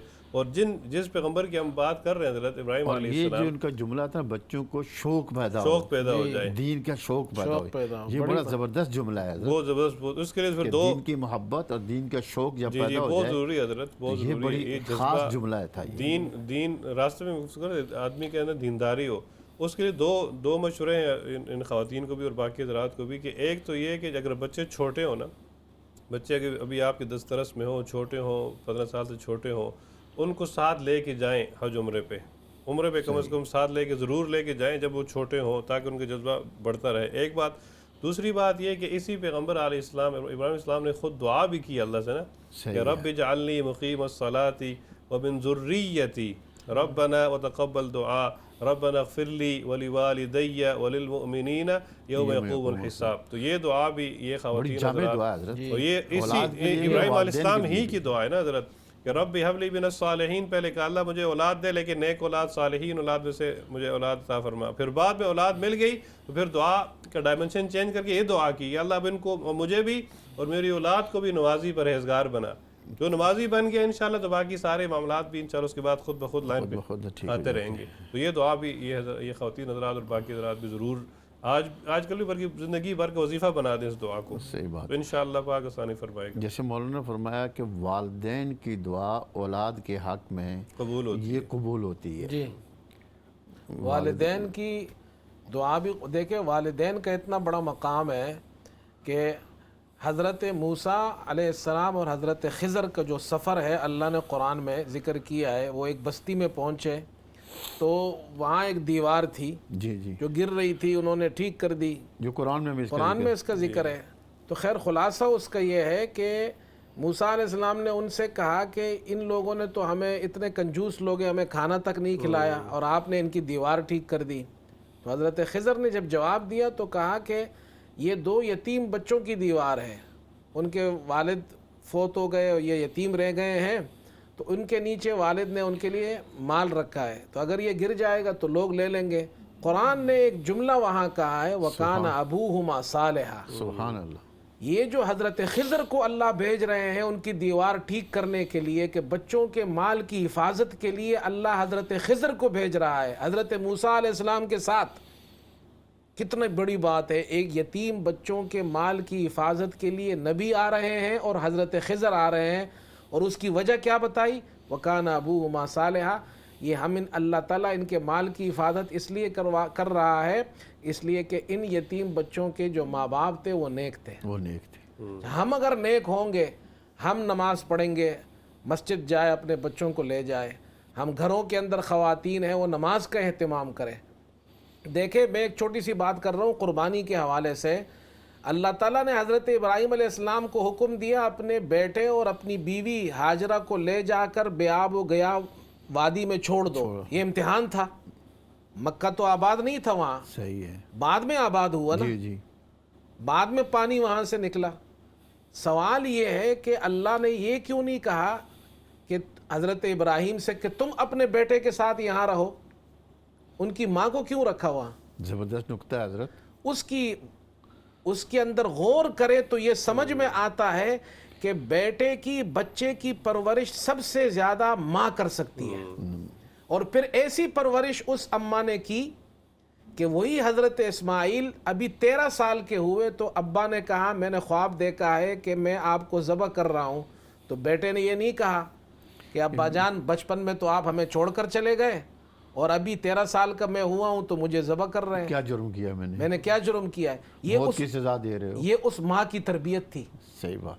جس ماں نے اس جنگل میں اپنے بیٹے کی تربیت کی ہے تو ہماری جو مائیں ہیں وہ تو جناب بچوں کی بہت اچھی تربیت کر سکتی ہے. اللہ نے اس کی مثال حضرت ہاجرہ کو بنایا ہے. تو خواتین کے لیے سب سے بیسٹ اگزامپل حضرت ہاجرہ ہے کہ تم ان کی طرح اپنے بچوں کی تربیت کرو. تو ہمیں یعنی گھروں کے اندر بھی نمازوں کا شوق ہو، اور جب ہماری مائیں نماز پڑھیں گے تو بچے بھی پڑھیں گے، بچیاں بھی پڑھیں گے، قرآن کی تلاوت کریں اور روزے رکھے. جیسے عرفات کا روزہ آ رہا ہے اس کا اہتمام کریں. قربانی ہم لوگوں کو چاہیے قربانی یہاں کرے تاکہ ہماری اگلی جنریشن کو پتہ چلے جی کل ہم نہیں ہوں گے تو ہمارے بچوں کو پتہ ہوگا جی قربانی بھی کرنے کی چیز ہے. ورنہ تو اللہ نہ کرے ہم مر جائیں گے، پیچھے ہمارے بچوں کو پتہ ہی نہیں ہوگا قربانی کیا ہوتی ہے. صحیح بات. مولانا زاہد الراشدی صاحب بڑے عالم ہیں جی. ان کا ایک بیان میں سنا تھا، انہوں نے امریکہ میں کیا. انہوں نے کہا کہ پہلے ہم اپنے گھر کے ماحول کو دیکھیں کہ ہمارا ماحول کون سا ہے، ربانی ماحول ہے یا شیطانی ماحول ہے. تو جو ماحول ہوگا اثرات تو اس کے ہوتے ہیں. بالکل. اگر ہم اپنے گھر کا ماحول کو دینی بنائیں گے، روحانی بنائیں گے اور نبی اکرم صلی اللہ علیہ وسلم کے طریقوں کا ماحول بنائیں گے تو اس کے آٹومیٹک اثرات جو ہے اولادوں پر ہوتے ہیں. اگر ہمارے گھروں کا ماحول جو ہے ایسا ہو کہ جہاں پر رحمت کا فرشتہ ہی نہ آئے، جی ہاں، یہاں کہ اللہ کی رحمت ہی نہ ہو، اور وہ ماحول ایسا ہو جس کے اندر جو ہے دینی ماحول نہ ہو، یہ چیزیں نہ ہو، تو پھر ظاہر ہے کہ اس کے اثرات پڑتے ہیں. بالکل حضرت، جیسے حضرت نے فرمایا کہ ماں، حالانکہ والدین دونوں کا کردار ہوتا ہے لیکن ماں کا کردار تو ماشاءاللہ بہت ہی اعلیٰ اور بہت ہی زبردست مؤثر ہوتا ہے. اسی لیے وہ بزرگوں نے فرمایا کہ اگر عورت دیندار اور ٹھیک ہو جائے تو فرعون کے گھر میں موسیٰ کو بھی پال لیتی ہے. سبحان اللہ. موسیٰ علیہ السلام کو فرعون کی بیوی نے پالا نا. صحیح ہے. اس لیے عورت کا کردار بہت مضبوط اور بہت مؤثر کردار ہے، لہٰذا گھر کا ماحول بہت ضروری ہے کہ ٹھیک ہو، پھر جا کے charity begins from home, English میں کہا ہوتا ہے چیریٹی بگنز فرام ہوم، گھر سے شروع ہونا چاہیے، تو ماحول انشاءاللہ اچھا ہوگا تو نمازی بھی بنیں گے، حاجی بھی بنیں گے، یہ سارا قربانی میں آتا ہے انسان، ساری چیزیں قربانی. ایک تو یہ قربانی جانور کا ذبح کرنا، اور وہ ہمیں لیسن یہ دیتا ہے، سبق یہ دیتا ہے کہ اپنی خواہشات کو، اپنی تمناؤں کو، اپنی آرزوں کو یہ اللہ کے آگے جو ہے ان کو وہ آپ قربان کریں گے. اچھا ایک بات مفتی صاحب، میرے خیال ہے وقت بھی ختم ہونے والا ہوگا، ماں باپ سے میں ایک درخواست کرنا چاہتا ہوں، ہم سب کے لیے یہ ہے، میرے لیے بھی، آپ کے لیے بھی، ہم سب مسلمان ہیں، ہم سب کی ہمارا ایک ہی مسئلہ ہے اس ملک میں، خاص طور پر اپنے بچوں کی تعلیم اور تربیت کا، کہ ہم بہت سے ماں باپ یہ شکایت کرتے ہیں اپنے بچوں کے بارے میں، تو میں ان سے ایک ہی بات کہتا ہوں کہ بھائی پہلی بات تو یہ اپنے بچوں کو آپ ٹائم دیں. ہم لوگ اپنے بچوں کو وقت نہیں دیتے ہیں. دیکھیں کام کرنا چاہیے، پیسے بھی ہماری ضرورت ہے، کمانا بھی ہے، سب ہے، لیکن ہمارا سرمایہ جو ہے یہ وہ ہمارے بچے ہیں. صحیح بات. تو ہم اپنے بچوں کو وقت ضرور دیں. اب دیکھیں باپ اگر صبح سے نکلتا ہے، وہ رات کو لیٹ آتا ہے تو بچے نہیں ملتے ہیں، صبح بچے اسکول جا رہے ہوتے ہیں، باپ سو رہا ہوتا ہے. جی السلام علیکم. وعلیکم السلام ورحمۃ اللہ وبرکاتہ. آپ سب بھائیوں کو بہت بہت اس مہینے کی مبارک ہوئے. اللہ تعالیٰ سب نو حج کرنے توفیق عطا فرمائے، جڑے چلے گئے اللہ تعالیٰ ان کا حج قبول کرے. آمین. بھائی جان میں نے ایک سوال پوچھنا ہے کہ ظہر کی نماز کے وقت اگر مسجد میں ہے تو ظہر کی اذان ابھی ہوئی نہیں کہ 10-15 منٹ پہلے اگر کوئی نوافل وغیرہ پڑھ سکتے ہیں مسجد میں ہو، ابھی اذان نہ ہوئی ہو، 10-15 منٹ پہلے کوئی نوافل وغیرہ پڑھ سکتے ہیں؟ ایک اور کالر. السلام علیکم. جی فرمائیں. جی میں اپنا سوال بتاؤں؟ جی فرمائیں. جی سوال یہ کرنا ہے میں نے کہ اگر 9 ذی الحج یہاں لندن میں ہے اور اگر پاکستان میں فرق ہے تو پھر روزے کا کیا حساب ہوگا اس سے؟ ٹھیک ہے جی، بہت اچھا. حضرت یہ پہلا سوال یہ تھا کہ اگر مسجد میں ظہر کی اذان نہیں ہوئی ہے تو کیا اس کے پہلے کوئی نوافل وغیرہ پڑھ سکتا ہے یا نہیں پڑھ سکتا؟ یہ آپ ذرا زوال کا ٹائم نہ ہو تو. جی یہ تو دیکھیں جب نصف النہار اس کو کہتے ہیں، ہمارے یہاں اصطلاح میں جب سورج بالکل درمیان میں، 3 اوقات ایسے ہیں، 3 اوقات ہیں نا، اس میں سورج جب طلوع ہو رہا ہو، سورج غروب ہو رہا ہو، سورج بالکل درمیان میں ہو، اس وقت نماز پڑھنا منع ہے. کوئی نماز نہیں پڑھ سکتے، نہ فرض پڑھ سکتے ہیں نہ نفل پڑھ سکتے ہیں. اچھا نصف النہار کے بعد پھر سورج زوال ہونا شروع ہو جاتا ہے، ڈھلنا شروع ہو جاتا ہے، سایہ بڑھنا شروع ہو جاتا ہے، تو اس وقت پھر نماز جائز ہوتی ہے. تو آپ جو ٹائم ٹیبل ہوتا ہے نا، جیسے ہمارے یہاں ظہر کا بگننگ ٹائم ہوتا ہے، تو اس بگننگ ٹائم سے 5 منٹ پہلے 5 منٹ بعد میں یہ تقریباً یہ 10 منٹ کا جو وقت ہے، اس میں نماز نہ پڑھے، جس کو عام زوال کا ٹائم. ہاں اس کے بعد جب زوال ہو جائے پھر اس کے بعد نماز پڑھے. دوسرا یہ تھا کہ اس نے فرمایا کہ 9 ذی الحجہ یعنی یہاں کل ہے اور پاکستان میں، اور اس کو روزے کا کہ دیکھیں روزے کا جو تعلق ہے وہ ہر ملک کے حساب سے ہے. جیسے رمضان میں ہم روزہ رکھتے ہیں، جہاں پر آدمی ہو جہاں ہو اس حساب سے رکھیں، تو اس کا تعلق عرفات کے وقوف کے ساتھ نہیں ہے.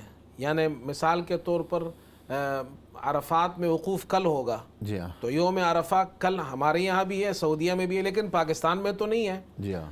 اچھا اس کی مختصراً میں لمبی زیادہ بات نہیں کرتا، وقت نہیں ہے. حدیث ہے ابو داود کی، رسول اللہ صلی اللہ علیہ وسلم کے بارے میں آتا ہے کان یصوم 9 من ذی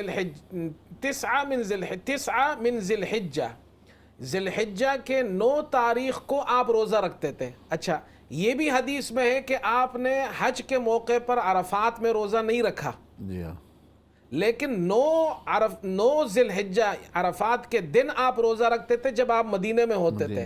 تو حدیث میں وہاں 9 کا لفظ ذکر ہے، 9 تاریخ کو آپ رکھتے تھے، یعنی مدینے میں جب 9 ذی الحجہ کی تاریخ ہوتی تھی آپ رکھتے تھے. تو جہاں بھی 9 ذی الحجہ کی تاریخ ہو وہاں عرفات کا روزہ آپ رکھیں گے. ہمارے یہاں کل 9 ذی الحجہ ہے, سعودیہ میں بھی کل 9 ذی الحجہ ہے, تو ہم کل رکھیں گے. پاکستان میں 9 ذی الحجہ ہفتے کے دن ہے تو وہ ہفتے کے دن رکھیں گے. صحیح جی. اور قاضی صاحب مزید کچھ فرمائیں گے؟ بہرحال حضرت 3-4 منٹ رہ گئے ہیں. جی بہرحال الحمدللہ بڑا اچھا پروگرام ہوا, اور ہم نے قربانی, اس سے پہلے ذی الحجہ اور حج کے بارے میں گفتگو کی, اور آخر میں الوداعی گفتگو. تو حضرت اس میں یہی کہہ سکتا ہوں کہ حج کے بعد جو کیفیت اللہ تعالیٰ کے انسان ویسے زندگی گزارے. جیسے اب حاجی کے بارے میں آتا ہے کہ جو بندہ حج کرتا ہے جس میں فلم یرفث ولم یفسق, جس میں نہ وہ کوئی زبانی گناہ کرتا ہے نہ کوئی جسمانی گناہ کرتا ہے, تو وہ پھر حج سے واپس ایسے آتا ہے جیسے وہ آج ہی پیدا ہوا, یا اسے حج مبرور نصیب ہوتا ہے, اس کے گناہ معاف ہو جاتے ہیں, جس طرح بندہ پاک صاف ہو جاتا ہے. تو اس طرح جو لوگ حج پہ نہیں جاتے وہ بھی حج والوں کی مشابہت کرتے ہیں. مشابہت سے پھر مجھے پہلے بھی گفتگو کے دوران وہ واقعہ یاد آیا, موسیٰ علیہ السلام کے زمانے کا واقعہ یاد آیا کہ جب فرعون نے جادوگروں کو بلایا موسیٰ علیہ السلام کے مقابلے میں, تو جادوگر تھے ہی, لیکن وہ سمجھتے تھے کہ یار یہ لگتا ہے کہ یہ بندہ صحیح ہے, پیغمبر ہے تو ہو, اگر پیغمبر ہوا تو ہم تو پھر اس کو جیت نہیں سکتے. لہٰذا ان لوگوں نے خود کو بچانے کے لیے موسیٰ علیہ السلام کی جیسا لباس پہنا, ان کی مشابہت کی, ان کی نقالی کی, کہ ہار بھی گئے تو بس آگے پیچھے ہو جائیں گے, نکل جائیں گے. تو اللہ نے ان کی وہ نقالی کرنا ہے پیغمبر کی, اللہ کو پسند آئی, اللہ نے قبول فرمایا, اور اللہ نے ان سب کے سب کو جو بھی تھے, جو بھی ان کی تعداد تھی, سب کے سب مسلمان ہوئے, اتنے پکے ہوئے کہ باوجود سزا ہونے کے, فرعون کی سزا کے, پھر بھی انہوں نے اسلام ایمان نہیں چھوڑا. تو حاجیوں کی نقالی بھی بہت بڑی چیز ہے حضرت, اس سے بھی قبول ہو جائے تو اللہ پاک. تو کوشش یہ کریں کہ اصل چیز, ہمارے استاد نے کہا تھا کہ اصل چیز قابلیت نہیں ہے, قبولیت قبولیت ہے. صحیح بات. تو ہم سب کو چاہیے کہ ہم 10 ذی الحجہ قربانی والے دن اللہ پاک سے اپنی مغفرت کرا کے بیٹھے. حضرت آخری میں رمضان میں عمرے پہ تھا, تو ہم لوگ, ہمارا پہلا دن تھا, جی حضرت ہمارا پہلا دن تھا, تو اس بندے کا آخری دن تھا. پاکستان ایک حاجی آیا تھا, تو وہ اللہ پاک سے لپک کہہ رہے, جی اللہ پاک آج تو آخری دہاڑے یار, آج تو معاف کر ہی چھوڑ, آج آخری دن, اللہ ہمیں معاف کر دے, آج ہمیں اللہ پاک معاف کر دے تو ہمارے لیے انشاءاللہ بیڑا پار ہو جائے گا. ماشاءاللہ جی. اب چونکہ وقت ختم ہو رہا ہے, ہمارے ساتھ یہ 2 علماء کرام آئے تھے, ان کا ہم شکریہ ادا کرتے ہیں, اور جو کچھ کہا گیا سنا گیا, اللہ ہمیں اس پر عمل کرنے کی توفیق عطا فرمائے. لبيك اللهم لبيك لبيك لا شريك لك لبيك إن الحمد والنعمة لك والملك لا شريك لك لبيك اللهم لبيك.